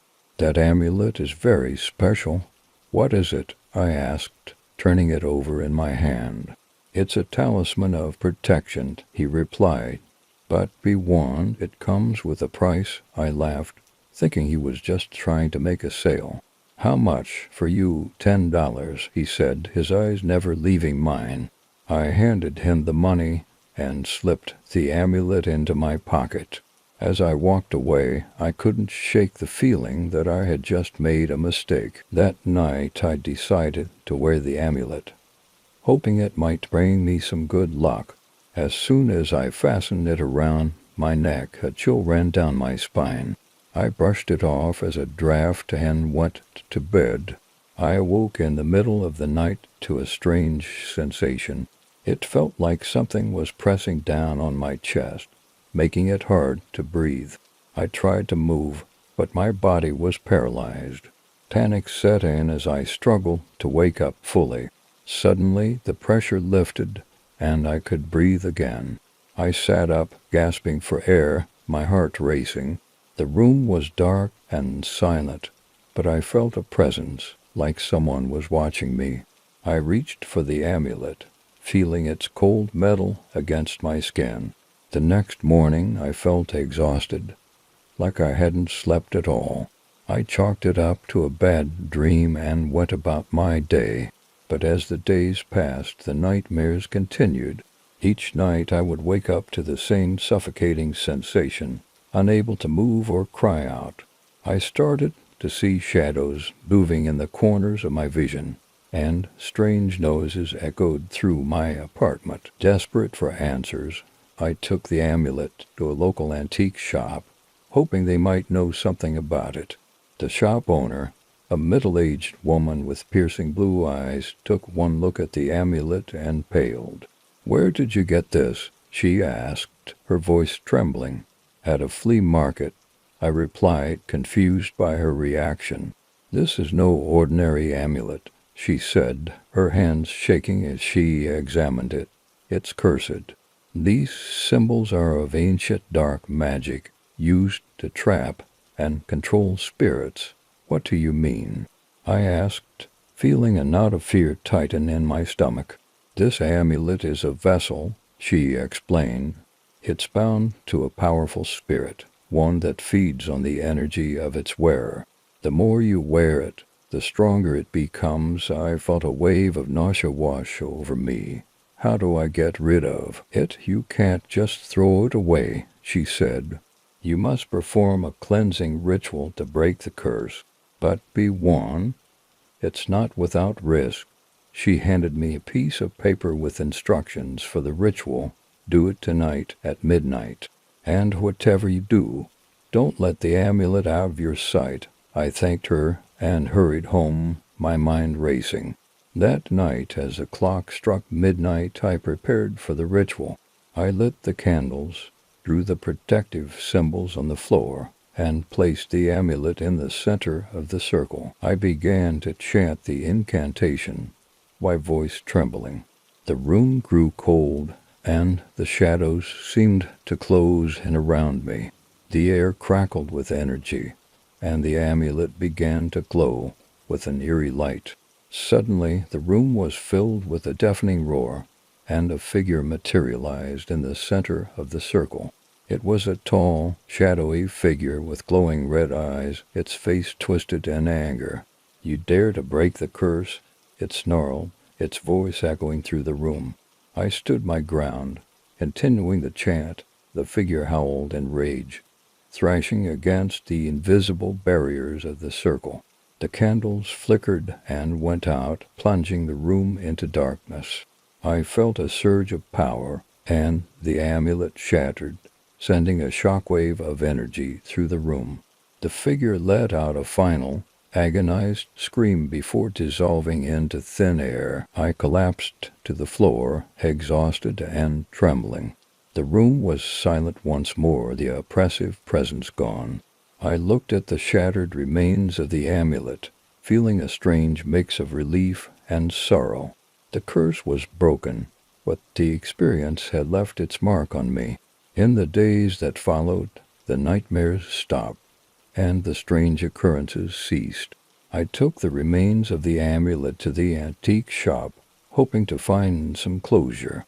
The shop owner looked at me with a mix of pity and respect. "You did well," she said, "but remember, dark magic is always lurking in the shadows, waiting for the unwary." I left the shop, feeling a sense of peace for the first time in weeks. The experience had taught me a valuable lesson. Some things are better left untouched, and the past has a way of reaching out from the darkness. Now, whenever I pass by that flea market, I feel a shiver of unease. I steer clear of the tables filled with old trinkets, wary of what secrets they might hold.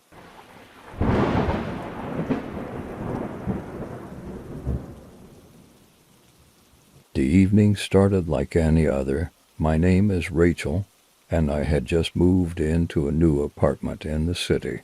It was a cozy place, perfect for starting fresh after a tough breakup. My best friend, Laura, had helped me move in, and we were enjoying a bottle of wine to celebrate my new beginning. We laughed, reminisced, and talked about all the new possibilities this place held. As the night wore on, Laura had to leave. We hugged goodbye, and I settled in for my first night alone in the apartment. I was excited, but also a bit anxious about sleeping in a new place. The apartment had an old, vintage charm, complete with a large, antique mirror in the hallway. It was beautiful, with an intricately carved wooden frame, and it added character to the place. I decided to take a relaxing bath before bed, hoping to unwind and shake off any lingering nerves. As I soaked in the tub, I thought I heard a faint whispering sound. I paused, listening carefully, but the only sound was the gentle hum of the apartment. I dismissed it as my imagination and closed my eyes, letting the warmth of the water soothe me. After my bath, I got ready for bed. As I brushed my teeth, I glanced into the mirror above the sink and thought I saw a shadow move behind me. I turned quickly, but there was nothing there. Shaking my head, I told myself it was just the stress of the move and the unfamiliar surroundings playing tricks on me. I crawled into bed, pulling the covers up to my chin. The room was dark and silent, save for the occasional creak of the old building settling. I closed my eyes, trying to drift off to sleep. It was around 2 a.m. when I woke up suddenly, feeling a cold breeze on my face. I sat up and noticed that the bedroom door was open, even though I was sure I had closed it. My heart started to race as I got out of bed and walked to the door. The hallway was dark, the only light coming from the moonlight streaming through the windows. I felt a sense of unease as I approached the antique mirror. Something about its reflection seemed off, as if the hallway behind me wasn't quite right. I leaned in closer, squinting to make out any details. That's when I saw it, a faint, shadowy figure standing at the end of the hallway. My breath caught in my throat as I turned around quickly, but the hallway was empty. I looked back at the mirror, and the figure was gone.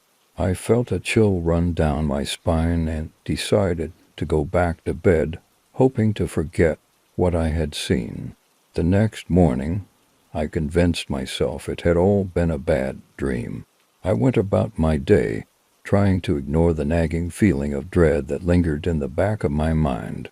That night, however, the sense of unease returned as I was getting ready for bed. I heard the whispering again. This time, it was clearer, like someone was standing right behind me, speaking in hushed tones. I turned around, but no one was there. I looked into the mirror and saw my reflection staring back at me, but something was wrong. My reflection's eyes seemed darker, and there was a slight malevolent smile on its face. I blinked, and the image returned to normal. My heart pounded in my chest as I backed away from the mirror. I decided to cover it with a sheet, hoping that would put an end to the strange occurrences. That night I slept fitfully, plagued by nightmares of shadowy figures and whispering voices. I woke up several times, drenched in sweat, and each time I felt like I was being watched. I couldn't shake the feeling that something was in the apartment with me. The following day I called Laura and told her what had been happening. She listened patiently and suggested that I might be stressed from the move and the recent breakup. She offered to come over and spend the night, which I gladly accepted. Laura arrived that evening with a smile and a bottle of wine. We tried to keep things light, chatting and laughing, but there was an underlying tension in the air. As the night wore on, we both felt it, a palpable sense of unease that we couldn't ignore. We decided to stay up and watch movies, hoping to distract ourselves. Around midnight, the whispering started again. Laura heard it too this time, and we both froze. The sound seemed to be coming from the hallway. We exchanged nervous glances and decided to investigate together. Armed with a flashlight, we walked down the hallway, our steps slow and cautious. The whispering grew louder, more distinct, as we approached the covered mirror. I reached out and pulled the sheet away, revealing the antique mirror. In its reflection, we saw the shadowy figure standing behind us. It was clearer now, a tall, dark shape with glowing eyes. We turned around, but the hallway was empty. Our reflection stared back at us with a sinister grin. Panic set in, and we ran back to the living room. We sat on the couch, trembling, unsure of what to do. Laura suggested we leave the apartment, but something told me that wouldn't solve the problem. Whatever was haunting us was connected to that mirror. Determined to get to the bottom of it, we did some research online. We found an article about the history of the building and discovered that a previous owner, a woman named Sarah, had been found dead in the apartment many years ago. She had a history of mental illness and was said to have been obsessed with the antique mirror. The article mentioned that she believed the mirror was a portal to another realm, and that she often spoke to the spirits within it. Armed with this new information, we decided to perform a cleansing ritual.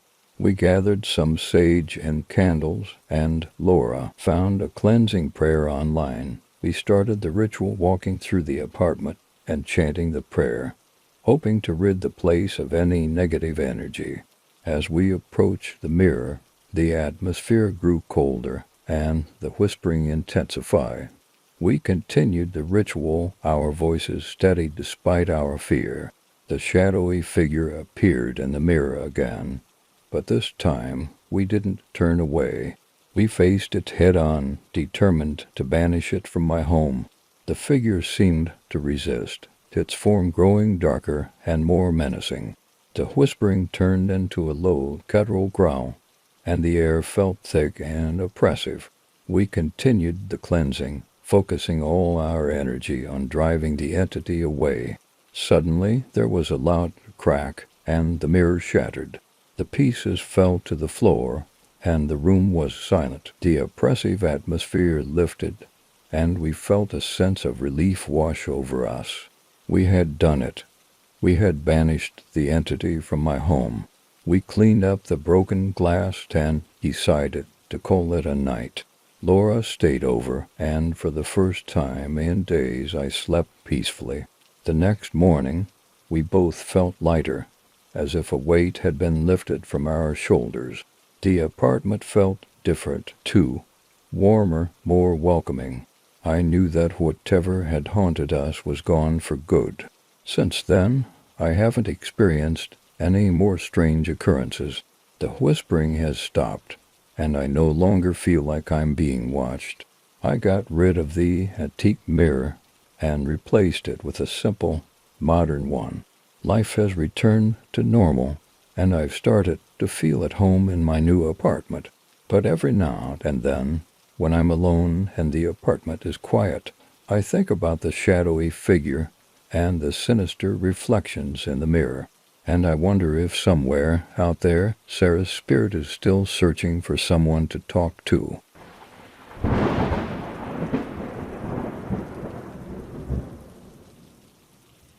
My name is Daniel, and I worked as a night shift security guard at an old, abandoned hospital on the outskirts of town. The building had been closed for years, its halls once filled with patients, and staff now stood empty and silent. The hospital was scheduled for demolition, and my job was to ensure that no one entered the premises. The first night on the job, I was given a flashlight and a map of the building.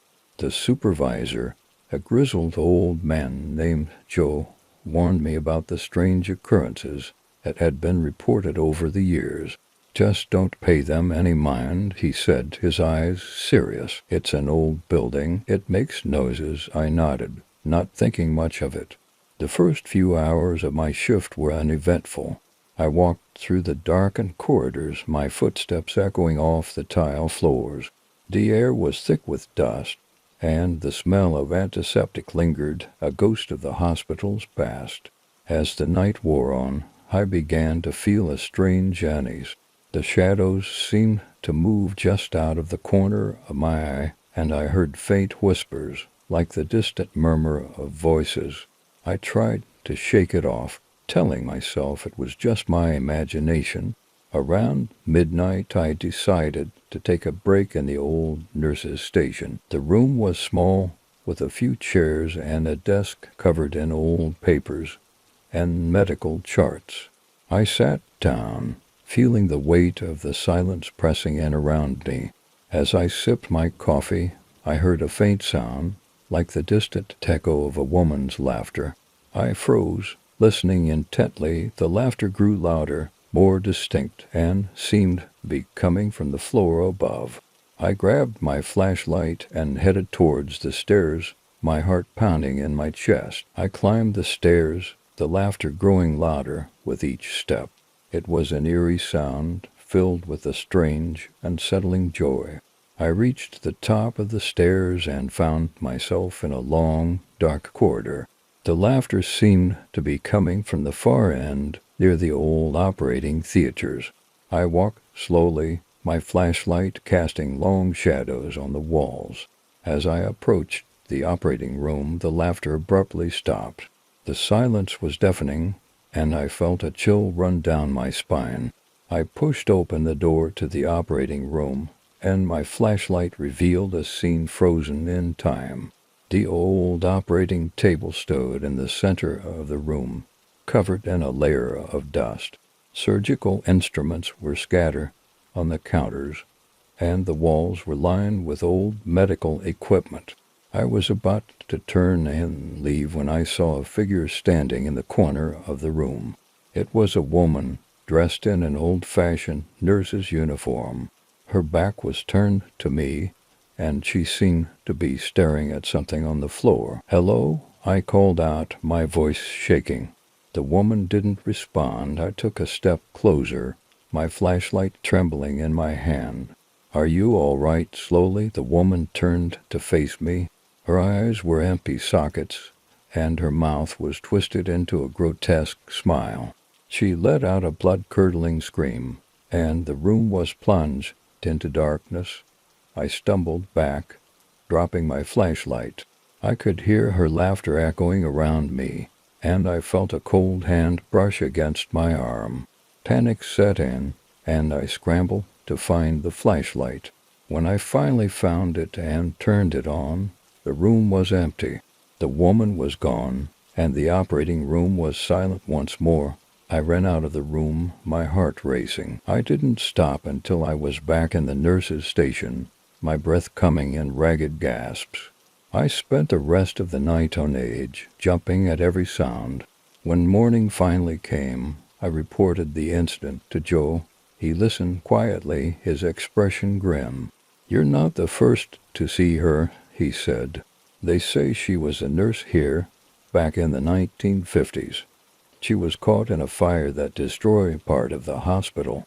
They never found her body, and some say her spirit still haunts this place. I wanted to quit right then and there, but I needed the job. So I returned the next night, and the night after that.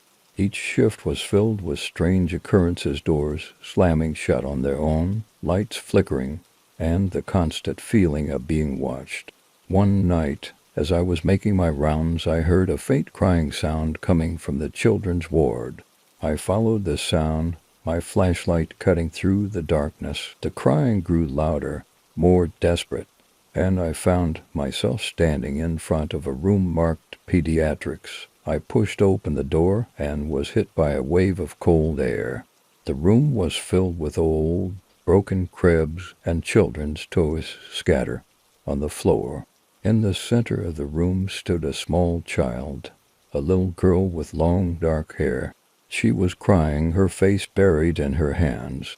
"Hey, are you lost?" I asked, stepping closer. The girl looked up, and I felt my blood run cold. Her eyes were black voids, and her face was pale and gaunt. She reached out towards me, her fingers twisted and gnarled. "Help me," she whispered, her voice echoing in the empty room. I backed away, stumbling over a broken toy. The girl took a step forward, her eyes locked on mine. "Please help me," she repeated, her voice growing more insistent. I turned and ran, my heart pounding in my chest. I didn't stop until I was out of the building, the night air cold against my skin. I never went back to that hospital. I couldn't. The memories of those nights haunted me, the images of the nurse and the little girl burned into my mind. The hospital was eventually demolished, but the stories of its haunted halls lived on. People would talk about the strange occurrences, the ghostly apparitions, and the feeling of dread that hung over the place. I don't know what I encountered in that old hospital, whether it was spirits of the past or something darker, but I do know that some places are haunted by more than just memories, and sometimes the dead don't stay silent.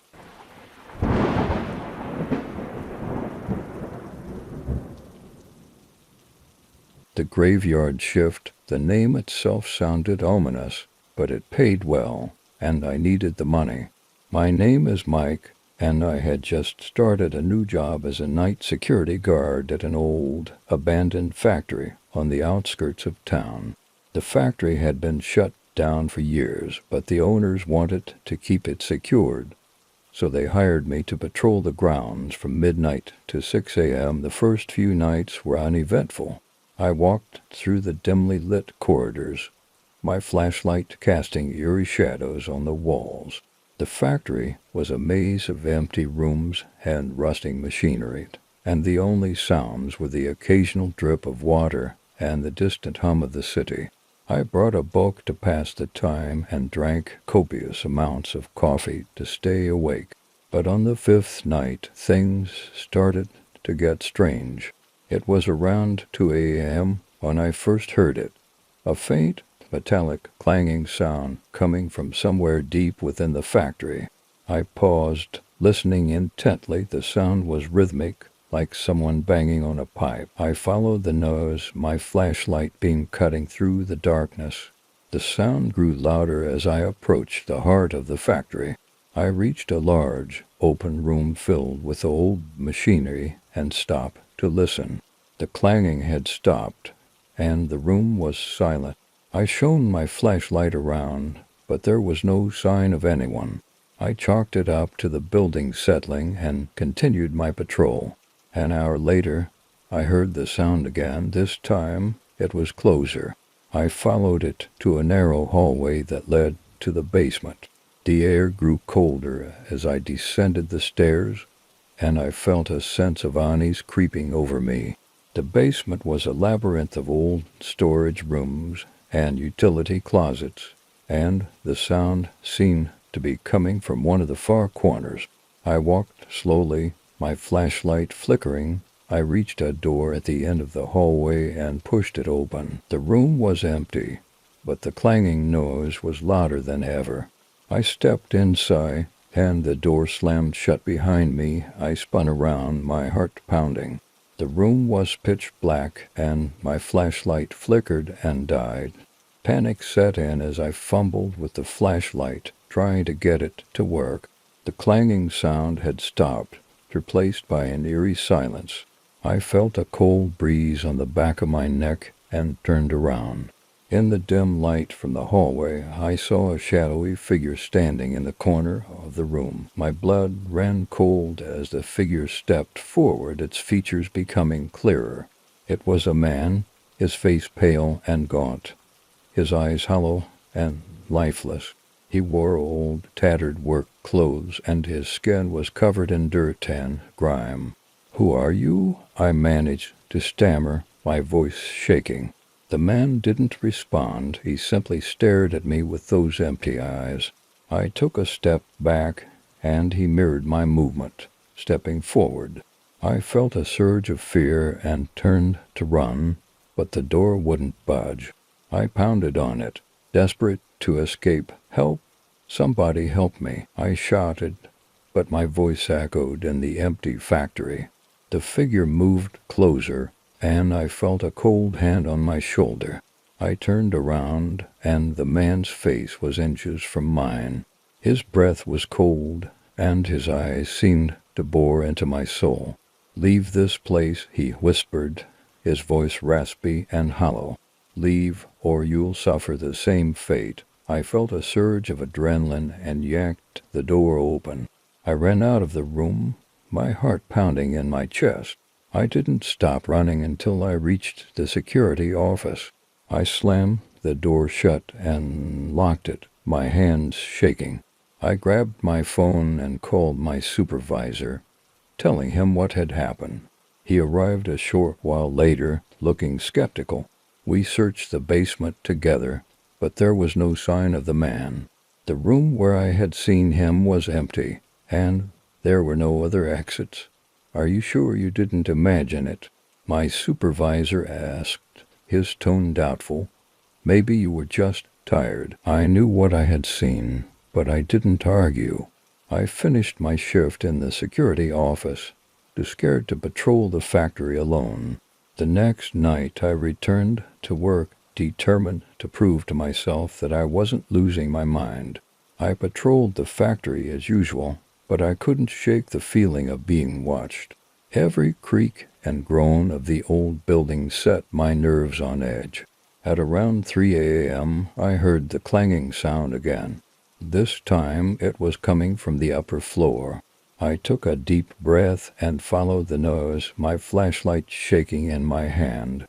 I reached the top of the stairs and saw the same shadowy figure standing at the end of the hallway. He turned and walked through a doorway, disappearing into the darkness.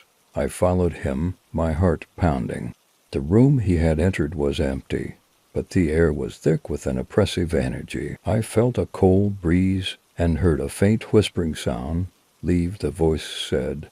"Leave now." I turned and ran, not stopping until I was outside the factory. I called my supervisor and told him I couldn't work there anymore. He was annoyed but agreed to find a replacement. I never went back to that factory, and I never found out who or what that shadowy figure was. But I know one thing for sure. Something is haunting that place, and it doesn't want anyone there. Even now, years later, I can't drive past the old factory without feeling a chill run down my spine. The memory of those cold, lifeless eyes and that haunting whisper will stay with me forever, and I can't help but wonder how many others have encountered the ghostly presence of the graveyard shift.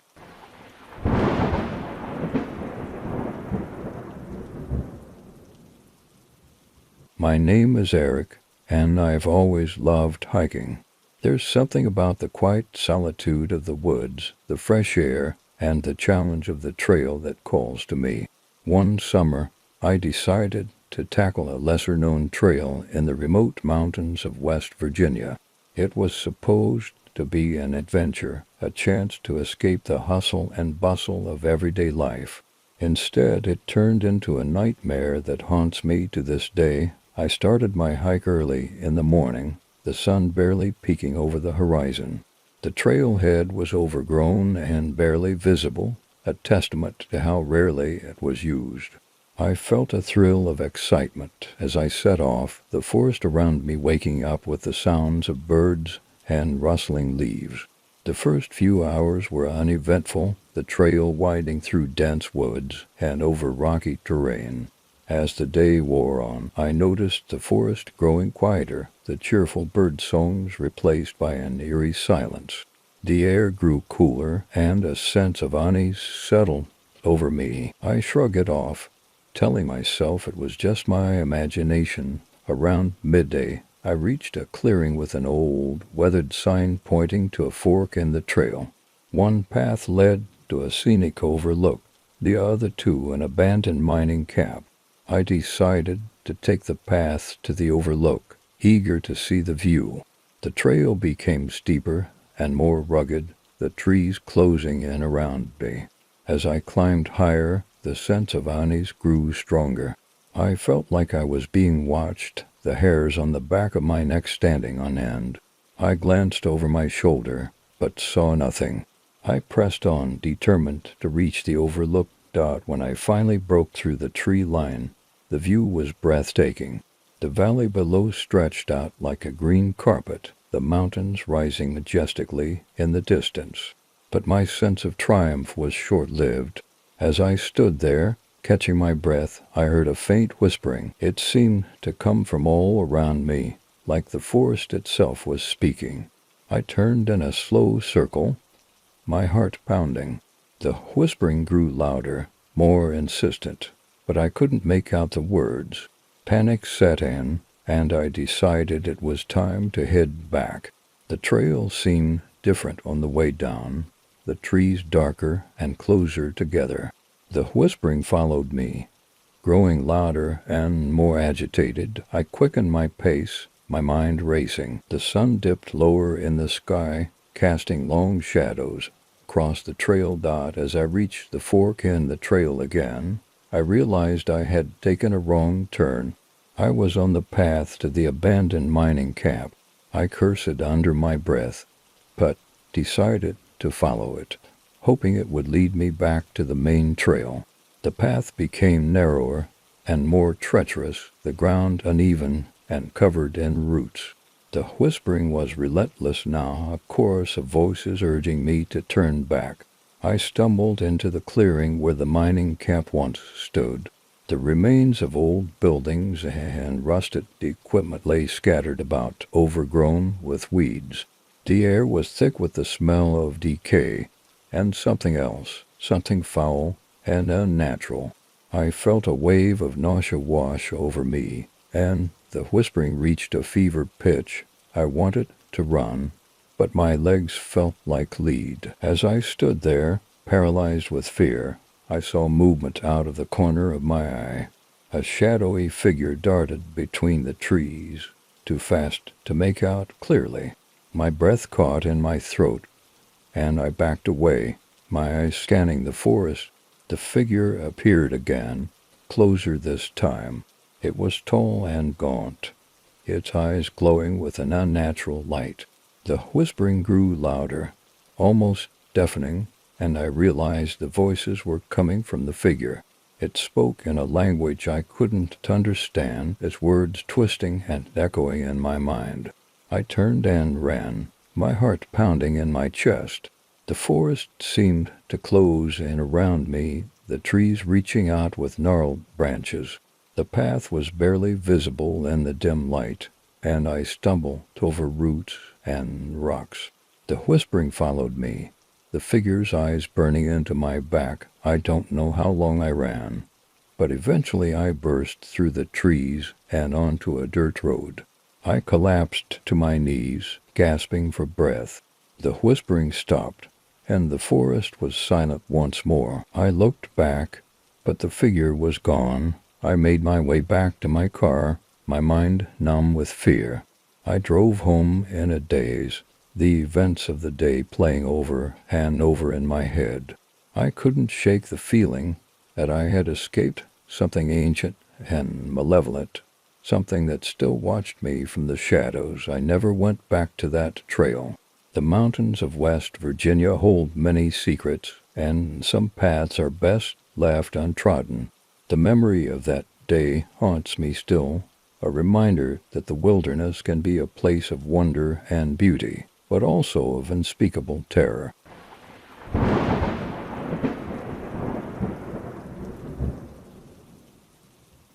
It was a quiet Friday evening, and I was home alone for the first time in weeks. My name is Olivia, and I had been working long hours at my new job. My fiancé, Tom, was out of town on a business trip, and I was looking forward to a relaxing night in. I had just settled on the couch with a glass of wine and a good book when I heard a noise from upstairs. It sounded like a door creaking open. My heart skipped a beat, but I quickly dismissed it as the house settling. I lived in an old Victorian house that had its fair share of creaks and groans. I took a sip of wine and tried to focus on my book, but the noise persisted.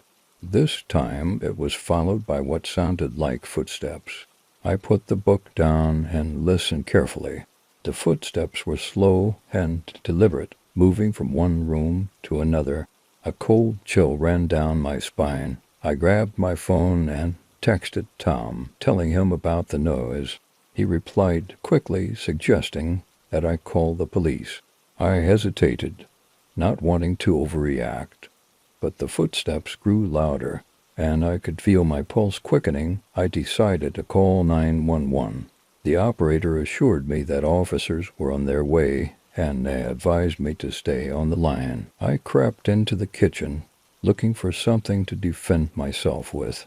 I grabbed a large kitchen knife and crouched behind the counter, trying to stay as quiet as possible.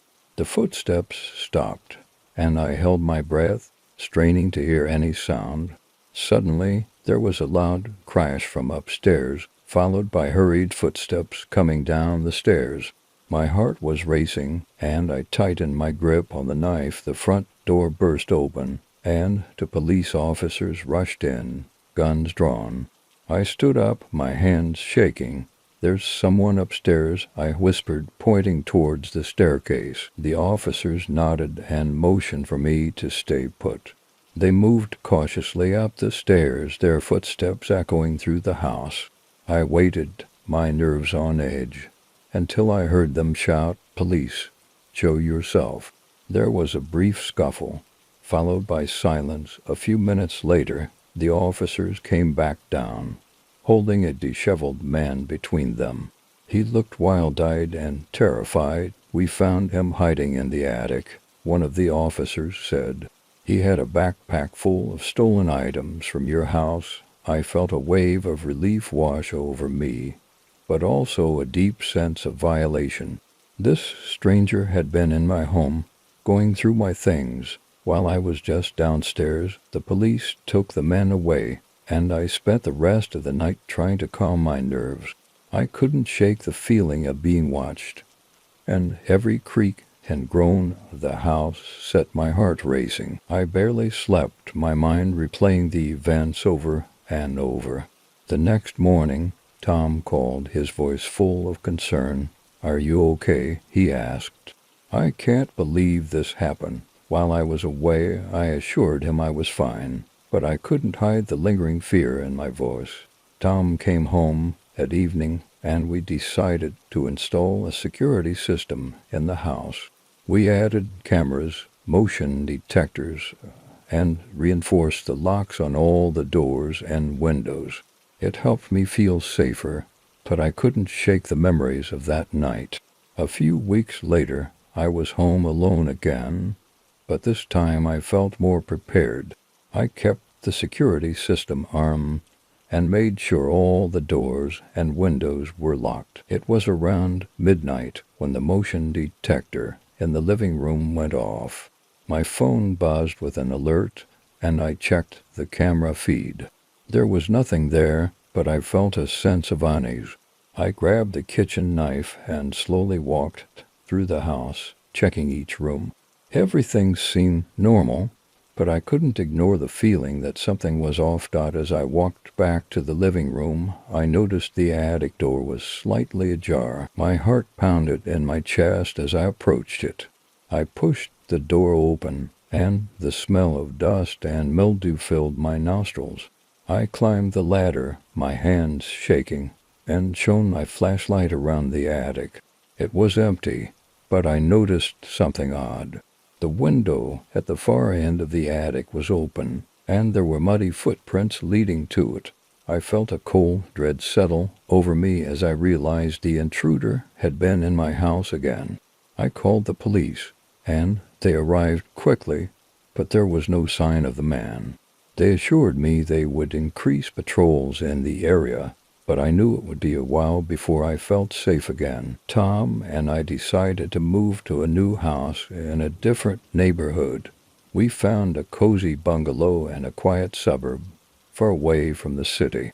It was a fresh start, and I hoped it would help me leave the fear and anxiety behind. For a while, things were peaceful.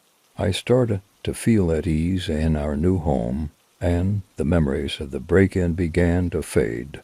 But one night, as I was getting ready for bed, I heard a noise from the attic. My heart stopped, and I felt a wave of panic wash over me. I grabbed the kitchen knife and called Tom, who was working late.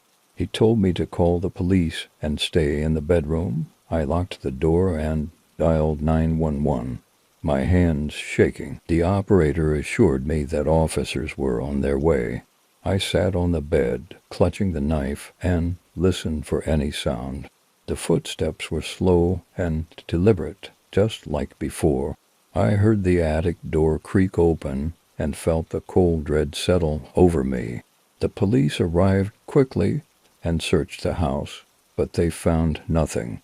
The attic was empty, and there were no signs of forced entry. I couldn't understand how the intruder had gotten in, but the fear was back, stronger than ever.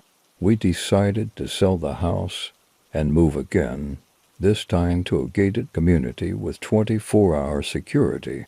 It was an expensive move, but I couldn't live in fear any longer.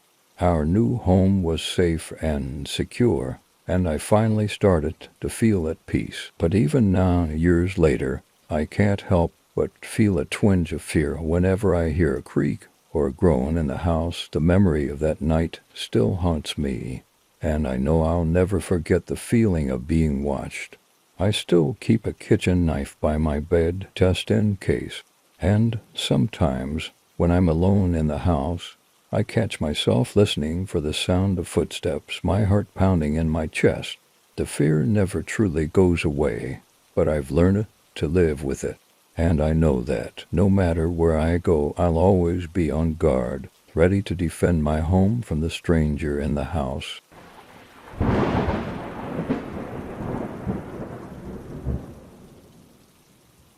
My name is Laura, and I work as a production assistant for an independent film company.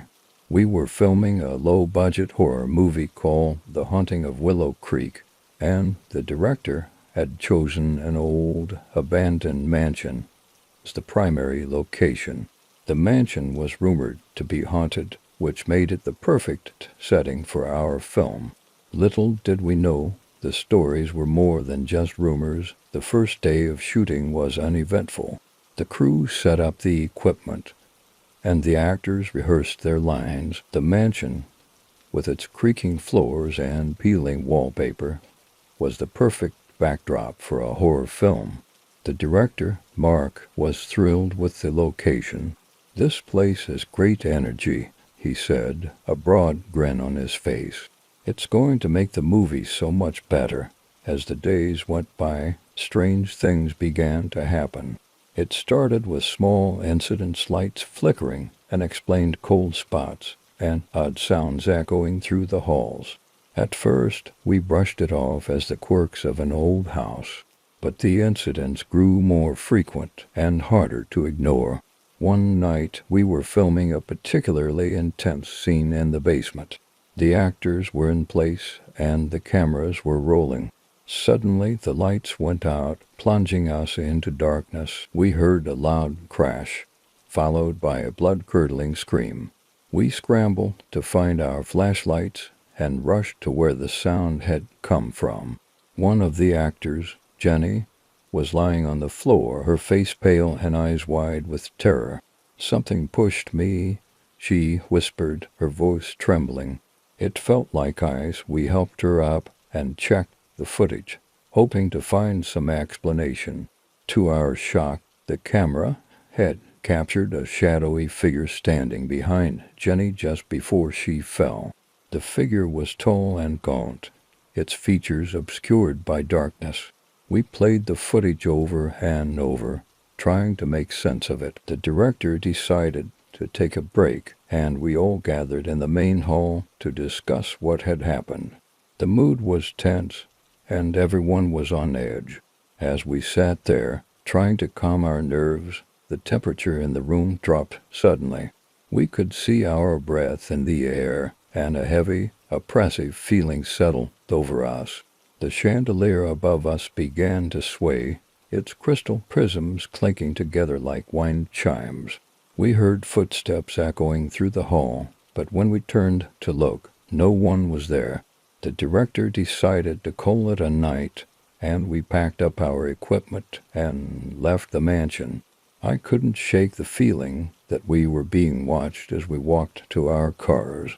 The next day, Jenny refused to return to the set. She was too shaken by what had happened. We replaced her with another actress, hoping to continue the shoot without further incidents. But the paranormal activity only escalated. Equipment malfunctioned, objects moved on their own, and several crew members reported seeing shadowy figures out of the corner of their eyes. One of the most unsettling incidents occurred during a scene in the attic. The scene called for the lead actress, Emily, to discover an old, dusty mirror. She approached the mirror, her reflection twisted and distorted, moving independently of her. The effect was supposed to be created with special effects, but what we saw on the monitor was far beyond anything we could have achieved with our limited budget. Emily screamed and backed away from the mirror, her face pale with fear. "It's not me," she whispered, her eyes wide. "It's not my reflection." We reviewed the footage, and the distortion was clear. Emily's reflection moved on its own, its face twisted into a grotesque grin. The director was both terrified and fascinated. "This is incredible," he said. "It's like the house is alive." Despite the mounting fear, we continued to film. We were determined to finish the movie, even if it meant facing the unknown. But the final straw came during a night shoot in the old library. We were filming a scene where the characters discover a hidden journal detailing the mansion's dark history. As the actor read from the journal, the temperature in the room plummeted, and we heard a low, guttural growl. Books flew off the shelves, and the heavy wooden door slammed shut on its own, trapping us inside. Panic set in as we tried to open the door. It wouldn't budge, no matter how hard we pushed. The growling grew louder, and we felt a cold wind whip through the room, even though the windows were closed. Suddenly, the door burst open, and we stumbled out into the hallway, gasping for breath. The director decided then and there that we needed to leave. "It's not worth it," he said, his face pale. "We're messing with something we don't understand." We packed up our equipment and left the mansion for good. The movie was never finished, and the footage we captured was locked away, deemed too disturbing to release. The mansion was left to decay, its dark history shrouded in mystery. I still think about those nights in the mansion, the strange and terrifying events we witnessed. Some nights I wake up in a cold sweat, the memory of that guttural growl echoing in my ears. I've since moved on to other projects, but the experience left a lasting impression on me. I learned that some places hold on to their past, and the spirits that linger there are not to be trifled with. The mansion still stands, a silent sentinel to its dark history, and though I will never set foot in it again, I can't help but wonder what other secrets it holds, hidden away in its shadowy halls.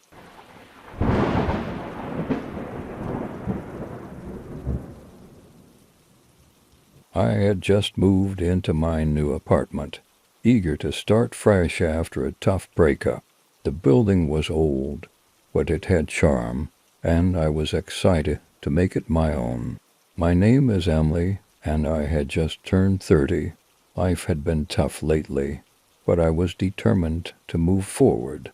It was a quiet neighborhood, and my apartment was on the ground floor. I loved the large windows that let in plenty of light during the day. Everything seemed perfect until one night I heard a noise coming from the basement. It was a low, rhythmic thumping sound, like someone was hitting the wall. I tried to ignore it, thinking it was just the old pipes or the building settling, but the noise persisted, growing louder each night. I mentioned it to my neighbor, Mrs. Johnson, an elderly woman who had lived in the building for over 40 years. She gave me a worried look and told me to be careful. She said strange things had happened in the building over the years, and the basement was always a source of unease for the residents.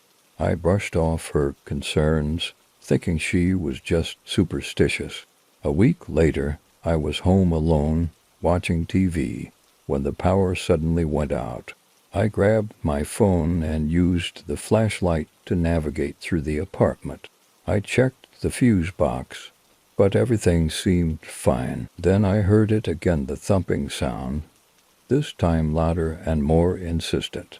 It was coming from the basement. I decided to investigate, hoping to find a simple explanation. I grabbed a flashlight and headed down the narrow staircase to the basement. The air was damp and musty, and the dim light cast eerie shadows on the walls. As I reached the bottom of the stairs, the thumping stopped. I shone the flashlight around, but there was nothing unusual, just old boxes, rusty pipes, and cobwebs. I turned to leave when I heard a whisper.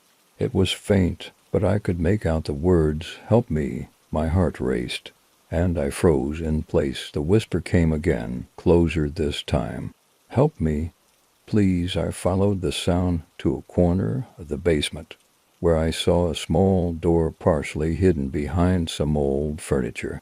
I hesitated, but then pushed the door open. Inside was a small, dark room with a dirt floor. In the middle of the room was a man, bound and gagged, his eyes wide with fear. I rushed to him and removed the gag. "Please help me," he gasped. "I've been trapped here for days." I untied him and helped him to his feet. He introduced himself as Mark and told me he had been kidnapped and brought here by a man who lived in the building. He had managed to escape his captor but couldn't get out of the basement. We hurried back upstairs and I called the police. When they arrived, they searched the building but found no sign of the kidnapper. They took Mark to the hospital, and I was left feeling shaken and terrified. The police assured me they would investigate, but I couldn't shake the feeling of being watched. I decided to stay with a friend until I felt safe again. A few nights later, I got a call from the police. They had found the kidnapper, a man who lived on the top floor. He had a history of mental illness and had been hiding in the building, stalking the residents. They arrested him, and he confessed to kidnapping Mark and several other people over the years. I was relieved, but still haunted by the experience. I moved out of the apartment and found a new place across town. It took a while, but I finally started to feel safe again. But sometimes, when I'm alone at night, I still hear the faint whisper of "help me," and remember the terror of that night in the basement.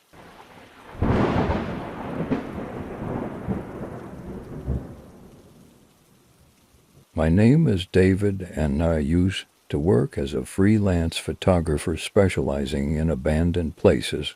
The thrill of exploring forgotten sites and capturing their decay was a passion of mine.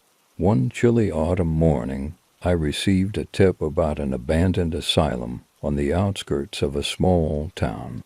The asylum had been closed for decades and was rumored to be one of the most haunted places in the region. Intrigued by the challenge and the potential for compelling photographs, I decided to visit. I arrived at the asylum just as the sun was beginning to set. The building loomed in the twilight, its darkened windows staring out like empty eyes. The iron gates that once served as a barrier were now rusted and bent, offering a narrow opening through which I could slip. The air was thick with a musty odor, and a chill seemed to emanate from the very walls of the asylum. I took a deep breath and stepped inside, my flashlight cutting through the darkness. The interior was even more unsettling than I had imagined. The walls were covered in peeling paint and grime, and the floors creaked ominously with each step. I set up my camera and began taking photos, capturing the decaying grandeur of the once proud institution. The silence was oppressive, broken only by the occasional drip of water or the scuttle of a rat. As I explored deeper into the asylum, I came across rooms that had clearly been hastily abandoned. Torn mattresses lay strewn across the floor, and medical equipment rusted in corners. In one of the rooms, I found a collection of old patient records scattered across a desk. The documents were yellowed and brittle, and I could barely make out the names and diagnoses scribbled on them. The more I read, the more I felt a sense of sadness and unease. The records detail the treatment of patients with various mental illnesses, many of whom had been subjected to cruel and outdated practices. I continued through the asylum, my flashlight illuminating the darkened halls. I reached the central wing, where the most notorious treatments had been administered. The atmosphere grew heavier as I moved further into the building. The temperature dropped noticeably, and I began to feel an unsettling presence. My flashlight flickered, and I thought I heard faint whispers drifting through the air. I dismissed it as my imagination, but the feeling of being watched persisted. In one of the isolation rooms, I noticed something peculiar. The walls were covered in strange symbols and messages scrawled in what appeared to be blood. The messages were incoherent, a chaotic mix of symbols and fragmented words. I snapped several photos, the flashes briefly illuminating the grim details of the room. As I was about to leave, I heard a loud bang from behind me. I spun around, my heart racing. The room was empty, but the sound had been unmistakable. Determined to uncover more of the asylum's secrets, I pressed on. I found myself in the basement, where the atmosphere was thick with dampness and mildew. The basement was a maze of narrow corridors and locked rooms. I noticed that some of the doors had been forcibly opened, and the floor was littered with broken chains and restraints. I took more photos, capturing the remnants of a place that had once been a center of fear and suffering. Suddenly I heard a noise behind me, a soft, almost imperceptible shuffling. I turned, but there was nothing there. The air seemed to grow colder, and the shadows around me seemed to deepen. I felt a sudden, intense pressure on my chest, as if someone or something was standing right behind me. My flashlight flickered again, and I saw a fleeting shadow move across the wall. Panic set in, and I hurried to leave the basement. As I made my way back to the stairs, I felt as though I was being pursued. The sounds of footsteps echoed behind me, growing louder and more insistent. I burst out of the basement and raced through the asylum, my footsteps echoing through the empty halls. I reached the exit and stumbled into the fresh air, my heart racing. I packed up my equipment and left the asylum, vowing never to return. The experience had been unsettling and frightening, and the sense of being watched and pursued lingered long after I had left. I reviewed the photos I had taken and noticed that many of them were strangely distorted, with dark shapes and shadows appearing where none had been visible at the time. The asylum remains one of the most haunting places I have ever visited, a testament to the suffering and darkness that once filled its halls. I never returned to explore another abandoned place, knowing that some sites hold more than just the echoes of their past.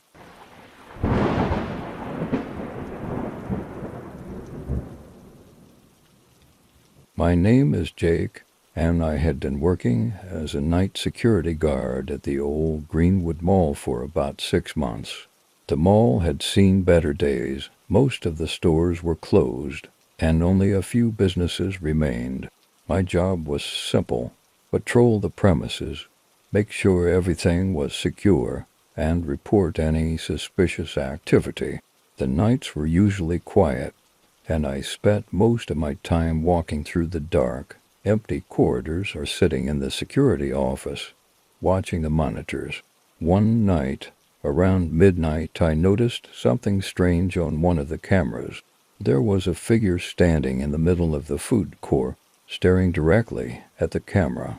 I couldn't make out any details, but the sight sent a chill down my spine. I grabbed my flashlight and headed towards the food court to investigate. As I approached, the figure vanished, leaving the area eerily quiet. I chalked it up to my imagination and went back to my rounds. Over the next few nights, the figure appeared again, always around midnight and always in different parts of the mall. Each time, it would disappear before I could reach it. I started to feel uneasy, but I didn't want to mention it to my supervisor for fear of sounding crazy. One night I was patrolling the second floor when I heard a noise behind me. I turned around, but there was nothing there. As I continued walking, I felt a cold breeze, and the hairs on the back of my neck stood up. I spun around again and saw the figure standing at the end of the corridor, motionless and watching me. My heart pounded in my chest as I shone my flashlight on it, but it vanished once more. I decided to review the security footage to see if I could catch a glimpse of who or what it was. As I watched the recordings, I saw the figure appear and disappear in various parts of the mall, always just out of reach. It seemed to be toying with me, and the thought made my blood run cold. I couldn't shake the feeling that I was being watched. Even when I was alone in the security office, I started hearing strange noises, footsteps echoing through the empty halls, whispers that seemed to come from the shadows, and the sound of doors creaking open and slamming shut. My sleep suffered, and I became paranoid, jumping at every little sound. One particularly stormy night, the power went out, plunging the mall into darkness. The emergency lights flickered on, casting eerie shadows on the walls. I grabbed my flashlight and radioed my supervisor, but there was no response. I decided to check the electrical room to see if I could restore the power. As I made my way through the darkened mall, the sense of being watched grew stronger. I reached the electrical room and opened the door, only to find the figure standing inside. It was closer than ever, and I could see that it was a man dressed in old, tattered clothing. His eyes were hollow, and his skin was pale and lifeless. I froze in terror as he slowly raised his hand and pointed at me. The room grew colder, and I felt a force pushing me back. I stumbled and fell, dropping my flashlight. The room went completely dark, and I scrambled to find my flashlight, but it was gone. The whispers grew louder, and I felt the presence of the figure looming over me. I managed to get to my feet and ran out of the room, my heart pounding. I could hear footsteps behind me, growing closer and closer. I ran through the maze of corridors, trying to find my way back to the security office. As I rounded a corner, I saw the figure standing at the end of the hall, blocking my path. I turned and ran in the opposite direction, my breath coming in short, panicked gasps. I finally reached the security office and slammed the door shut behind me. I locked it and pressed my back against the door, trying to catch my breath. The monitors flickered to life, showing the figure standing right outside the door. He stared at the camera, his hollow eyes boring into me. I grabbed the phone and dialed 911, but the line was dead. The whispers grew louder, filling the room, and I felt a cold hand on my shoulder. I spun around, but there was nothing there. The room grew colder, and the lights flickered. I could feel the presence of the figure all around me, suffocating me. I knew I had to get out of there. I unlocked the door and bolted out, running towards the nearest exit. The mall seemed to stretch on forever, and the whispers followed me, growing louder and more frantic. I finally reached the exit and burst through the doors, collapsing on the pavement outside. The cold night air filled my lungs, and I could still feel the presence of the figure behind me. I didn't stop running until I reached my car. I drove straight to the police station and told them everything. They were skeptical, but they sent a patrol car to check the mall. They found nothing unusual, but I knew what I had seen and felt. I quit my job the next day and moved to a different town, far away from the Greenwood Mall. The experience left me shaken, and I couldn't shake the feeling that the figure was still watching me, waiting for the right moment to appear again. To this day, I avoid empty buildings and dark corridors. The memory of the midnight watcher still haunts me, and I know I'll never be the same.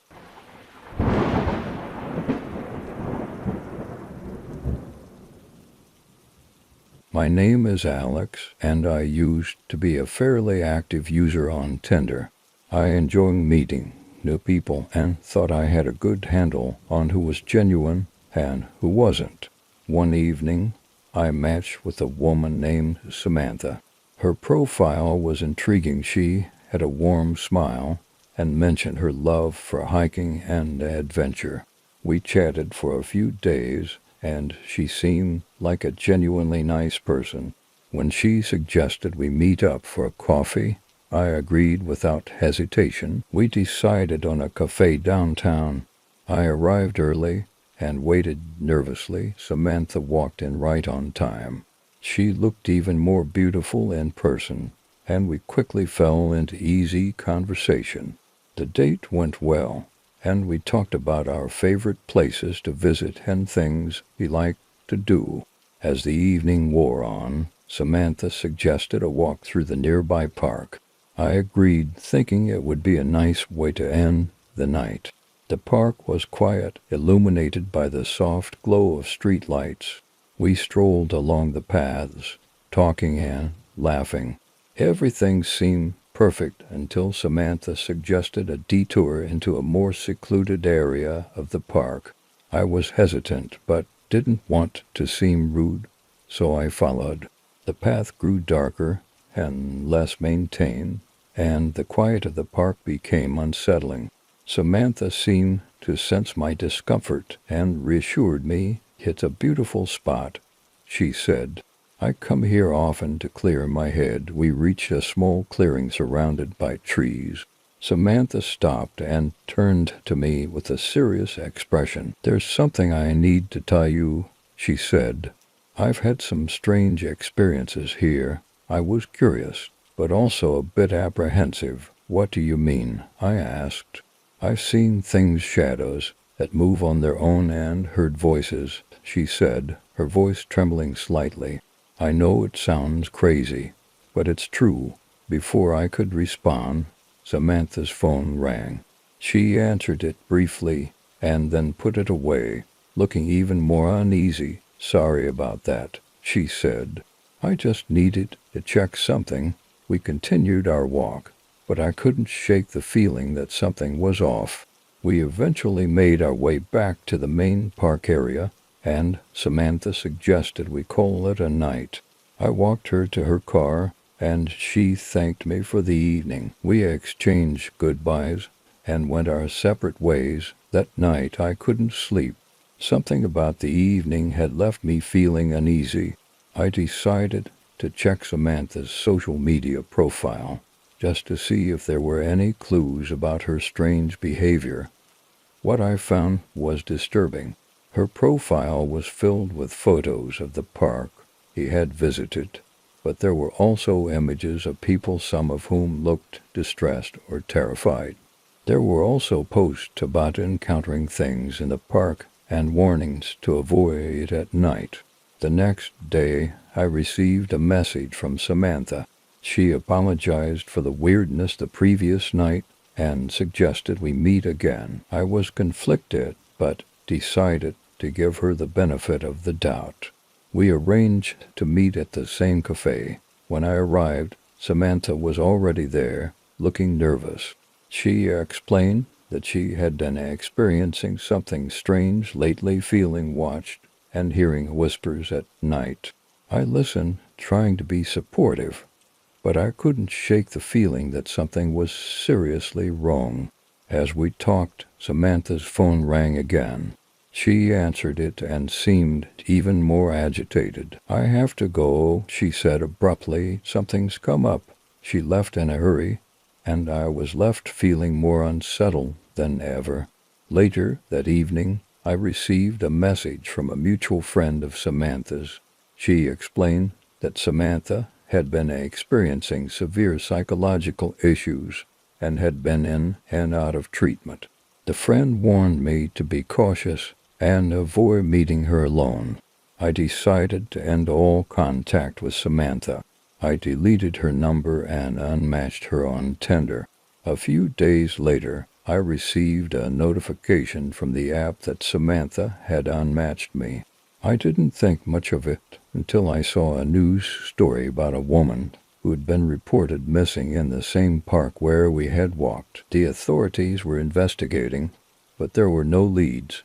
I was deeply disturbed by the coincidence and couldn't shake the feeling that I had narrowly avoided a dangerous situation. I still think about that night and wonder if I had made the right decision to cut off contact. The park remains a place I avoid, and I can't help but feel a chill whenever I hear about similar experiences.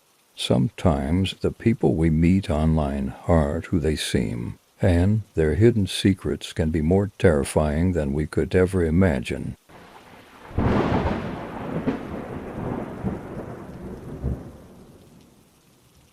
My name is Jake, and I used to work as a park ranger in the Smoky Mountains. It was a job I loved, surrounded by nature and solitude. My shifts often took me deep into the forest, where few people ventured.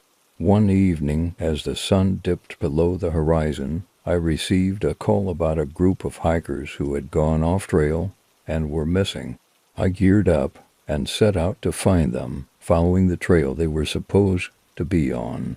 The forest was eerily quiet as I walked, the usual sounds of wildlife conspicuously absent. The deeper I went, the more unsettling the silence became. I checked my GPS and maps, trying to pinpoint the hiker's last known location. As night fell, I switched on my flashlight and pressed on. The forest seemed to close in around me, the trees casting long, twisted shadows in the beam of my light. I heard a rustling noise behind me, but saw nothing when I turned. I continued searching, calling out for the missing hikers. The silence that followed was unnerving. After several hours, I found signs of recent activity: disturbed leaves and broken branches. I followed the trail, hoping to find the hikers soon. Suddenly, I heard voices, soft, whispering voices that seemed to come from all directions. I called out again, but the voices only grew louder and more insistent. The hairs on the back of my neck stood up, and I felt an oppressive sense of dread. I followed the voices, which led me to a small clearing. In the center of the clearing was an old, abandoned cabin. The cabin looked as if it had been untouched for years, with broken windows and a sagging roof. The whispers grew louder as I approached, and I felt an icy chill in the air. I approached the cabin cautiously, my flashlight illuminating the dark interior through the broken windows. Inside, the cabin was filled with old furniture and dusty remnants of a long-forgotten past. As I stepped inside, the whispers abruptly stopped, leaving an unsettling silence. I searched the cabin but found no sign of the hikers. Just as I was about to leave, I noticed something odd: a series of strange symbols carved into the walls. The symbols were crude and jagged, and they seemed to form a pattern. I took photos, feeling increasingly uneasy. I left the cabin and continued searching, but the whispers never returned. I found no sign of the missing hikers that night. I reported back to the base, and a search team was sent out the next day. They eventually found the hikers, who were disoriented but unharmed. They told a chilling story of hearing voices and seeing shadowy figures in the woods, which matched my own experience. I was relieved they were safe, but troubled by the encounter. Over the next few weeks, I continued working in the park, but I couldn't shake the feeling that I was being watched. Strange occurrences became frequent. My equipment would malfunction, and I'd hear footsteps behind me, only to find no one there. One night, as I was doing a routine check, I noticed a figure standing at the edge of the forest, just beyond the reach of my flashlight. The figure was tall and dark, its features obscured by the shadows. I called out, but the figure vanished into the darkness. My uneasy feeling grew stronger, and I decided to report the incidents. The authorities investigated, but found no evidence of anything unusual. I was advised to take extra precautions, but the disturbances continued. Eventually, I transferred to a different park, hoping to leave the unsettling experiences behind. The Smoky Mountains remain a place of great beauty, but my time there left me with a lingering sense of unease. I still wonder about the whispers and the dark figure in the forest, and I avoid returning to that area. Sometimes I feel like the forest holds secrets that are better left undisturbed, and I can't shake the feeling that something unseen is always watching.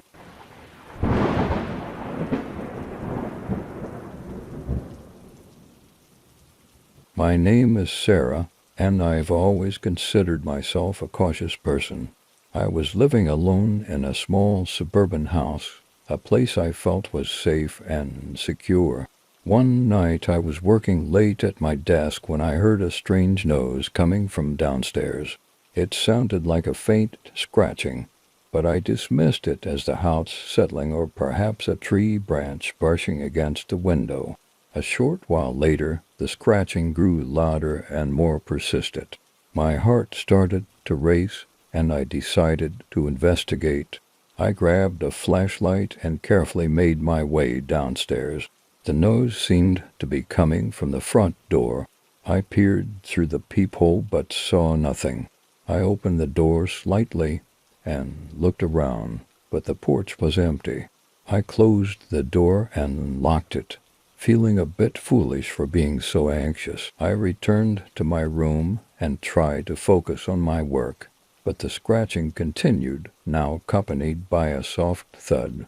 I decided to call the police just to be safe. They assured me they would send someone over to check things out. As I waited, the noises grew more intense, now sounding like someone was trying to force their way in. My nerves were frayed as I heard a loud bang from the back of the house. I crept through the house, checking each room and ensuring all the windows and doors were locked. When the police arrived, they conducted a thorough search of the property, but found no sign of anyone or anything unusual. They reassured me that it was probably just a prank or an animal. I felt a bit embarrassed, but was grateful for their help. The next few nights were quiet, but I couldn't shake the feeling of being watched. I installed additional security measures, a better lock on the front door, motion sensor lights, and a security camera. A week later, I received a notification from the security camera while I was at work. The camera had detected movement in the middle of the night. I watched the footage and was horrified to see a shadowy figure approaching my front door, trying the handle and peering through the windows. The figure moved around the house, checking different entry points. My heart pounded as I saw the intruder trying the back door, which had been secured with a new lock. The footage showed the figure leaving after several minutes, clearly frustrated. I immediately contacted the police and showed them the footage. They took it very seriously and increased patrols around my area. The police couldn't identify the intruder from the footage, but they were able to give me advice on additional security measures. I followed their recommendations and felt a bit more secure, but the experience left me deeply unsettled. Over the following weeks, I noticed strange occurrences around my house, footsteps on the roof, unexplained noises, and occasional disturbances in the yard. I became hyper-aware of my surroundings and took extra precautions, including keeping lights on and making sure all entry points were secure. The intruder never returned, and the police never identified them. I continued living in the house, but the sense of safety I once had was gone. I couldn't help but feel that someone was always lurking just out of sight, waiting for the right moment to strike. The experience taught me how vulnerable we can be and how important it is to take security seriously. My once peaceful home had become a place of anxiety and fear, and I learned to trust my instincts and stay vigilant.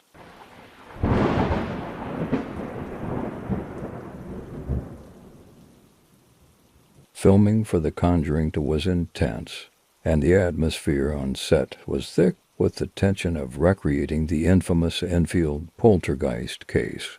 The true story of the Hodgson family, plagued by paranormal activity in their North London home, was already terrifying. But what happened during our production took that fear to a whole new level.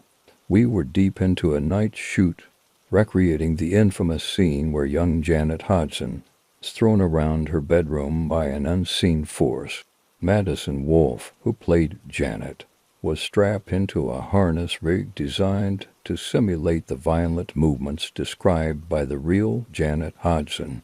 The mood was somber as we prepared for the take, the eerie details of the true story weighing heavily on everyone's minds. As the cameras rolled, Madison began to convulse, her body jerking violently in the harness. The scene was intense, and her screams echoed through the darkened set. Suddenly, all the lights went out.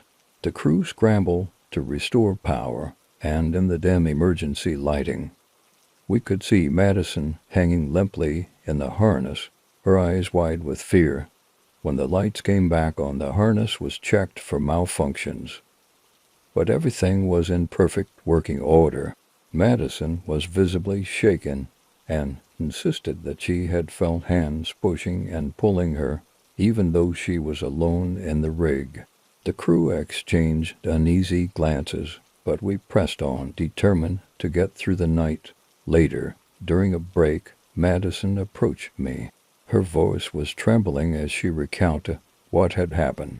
"I felt something," she said, "something cold and angry.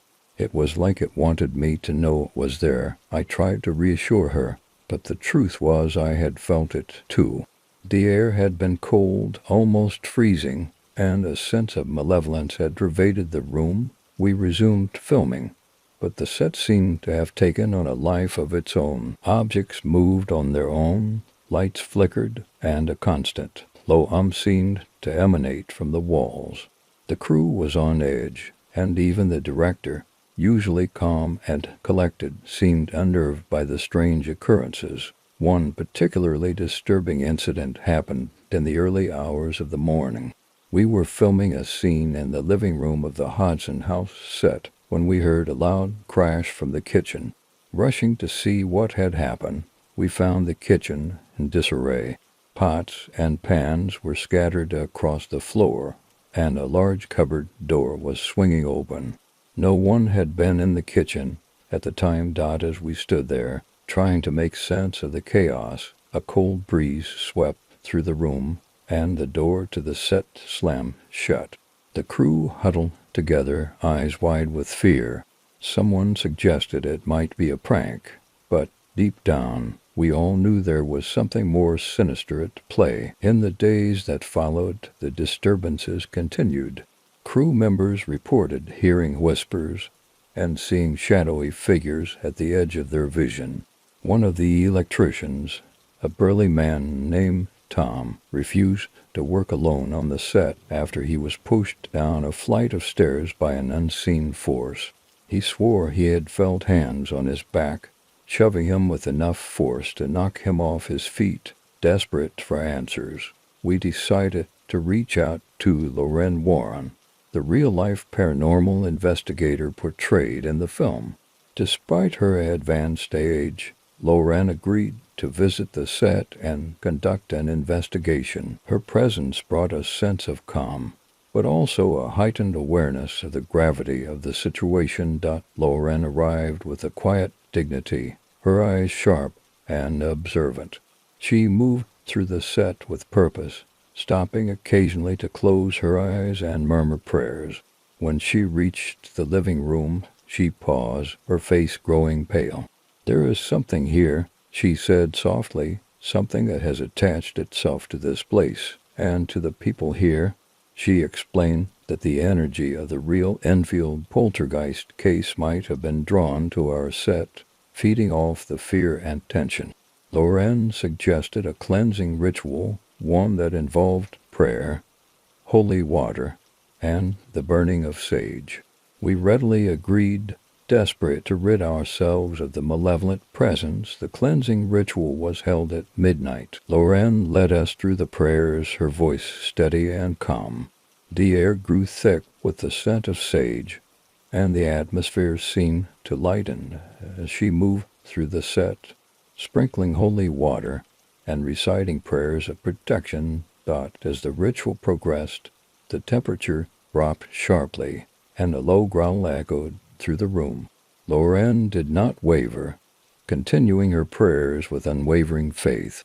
The growl grew louder, more menacing, and the walls seemed to tremble. Suddenly there was a loud bang, and the lights flickered violently before plunging us into darkness. In the pitch black, we heard Lorraine's voice rise in a powerful command, ordering the entity to leave.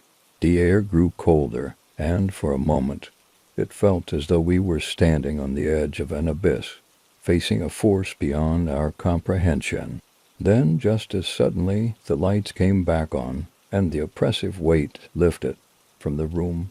Lorraine finished the ritual, her face lined with exhaustion, but her eyes filled with quiet triumph. "It is done," she said, "but be cautious. These forces are unpredictable and can return if provoked." The set felt different after that night. The cold spots disappeared, the flickering lights stabilized, and the unsettling noises ceased.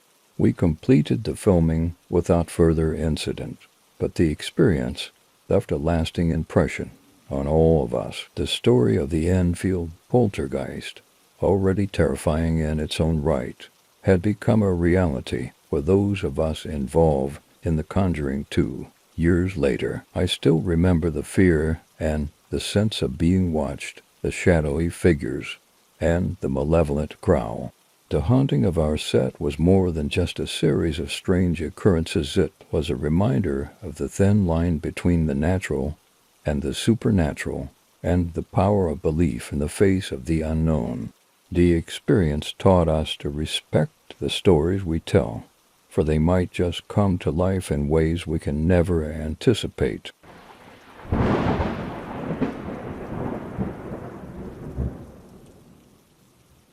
My name is Mark, and I had a fascination with abandoned places, especially those with dark histories. One evening, I stumbled upon an old factory on the outskirts of town. It had been closed for decades, and rumors circulated about it being haunted. Intrigued, I decided to explore it and see if the stories were true. I arrived at the factory just before sunset. The building was massive, with broken windows and a rusted exterior. The atmosphere was foreboding, and the air felt heavy with neglect. I entered through a side door that was ajar, and my flashlight cut through the darkness inside. The factory floor was littered with debris, old machinery, broken tools, and dust-covered workstations. The silence was almost deafening, interrupted only by the occasional drip of water and the distant sound of creaking metal. As I wandered deeper into the factory, I came across a series of old offices. The walls were lined with faded documents and old photographs of workers. It was clear that this place had once been bustling with activity. I noticed strange markings on the walls, symbols, and words scrawled in what looked like paint or rust. They were unsettling, and I couldn't help but feel a sense of unease. I continued exploring, making my way to the factory's loading docks. The area was even darker and colder, and I felt an inexplicable chill as I moved through the space. I was about to take some photos when I heard a soft, echoing thud coming from the upper levels. I decided to investigate, carefully climbing the rickety stairs. The upper levels were in worse condition, with broken floors and unstable walkways. I moved cautiously, my flashlight revealing glimpses of old office furniture and long-abandoned equipment. The thudding noise grew louder and seemed to be coming from a large room at the end of the hall. I approached the room and pushed open the door, which creaked loudly on its hinges. Inside, I found an old control room with a large window overlooking the factory floor. The room was cluttered with old controls and monitors, but what caught my eye was a large metal door at the far end. The door was slightly ajar, and a faint, flickering light was visible from within. I approached the door, my heart racing.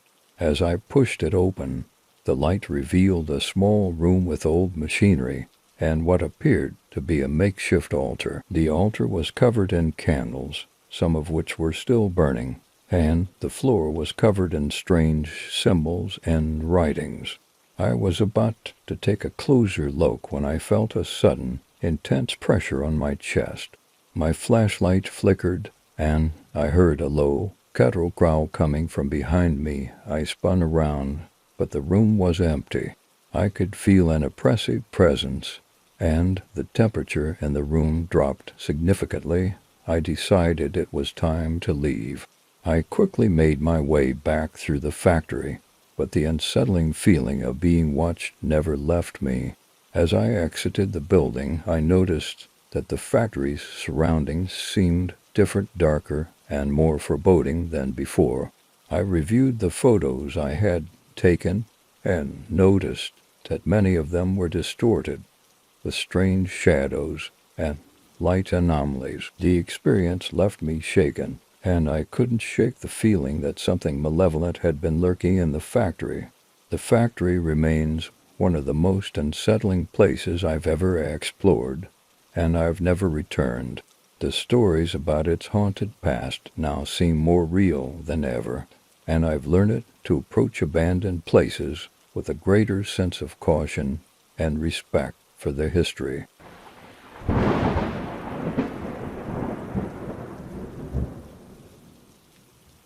My name is Brian, and I never believed in Bigfoot until one night in the dense forest of Oregon. I was on a camping trip with a few friends, Tom, Jake, and Lisa. We had set up our campsite near a remote lake, surrounded by thick woods and an eerie silence. The first night passed without incident, but as the days went by, the forest seemed to grow darker, and an unsettling feeling settled over us. On the third night, we decided to take a hike into the woods. We followed a narrow trail that wound through the trees, the moonlight barely penetrating the canopy above. Tom had brought along a powerful flashlight, and Lisa carried a small radio, which was playing softly. We walked for a few miles, enjoying the crisp night air and the sounds of the forest. That is until we heard a series of loud, guttural howls that seemed to come from all directions. The howls were unlike anything we had ever heard, deep, resonant, and almost primal. We stopped in our tracks, looking at each other with growing concern. Tom suggested we head back to camp, but as we turned, the howls grew louder and closer. The flashlight beam swept through the darkness, revealing nothing but trees and shadows.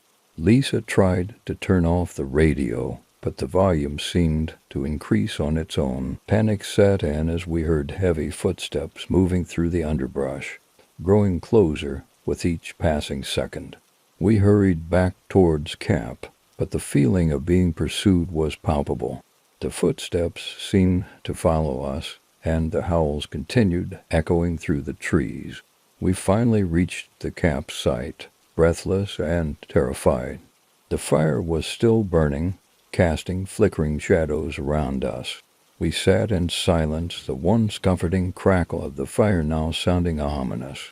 The howls continued intermittently throughout the night, and we could hear branches snapping and something large moving around the perimeter of our campsite. None of us slept well, and the next morning we found strange tracks around our tent. The tracks were large and unusual, with a distinctive wide stride. We followed them for a short distance before deciding to head back to civilization. The feeling of being watched was overwhelming, and we left the area as quickly as possible. Back in town, we learned that several other campers had reported similar encounters in the same area. The tracks we had found were consistent with descriptions of Bigfoot footprints, and the howls matched reports of unexplained vocalizations in the forest. To this day, I can't explain what we heard or saw that night, but the experience has left me with a deep respect for the unknown. The forest remains a place of mystery and unease, and I've never returned to that area. Sometimes I wonder if what we encountered was truly Bigfoot or something else entirely. The memories of that night linger, a haunting reminder of the unexplained and the terrifying possibilities that lie hidden in the shadows of the forest.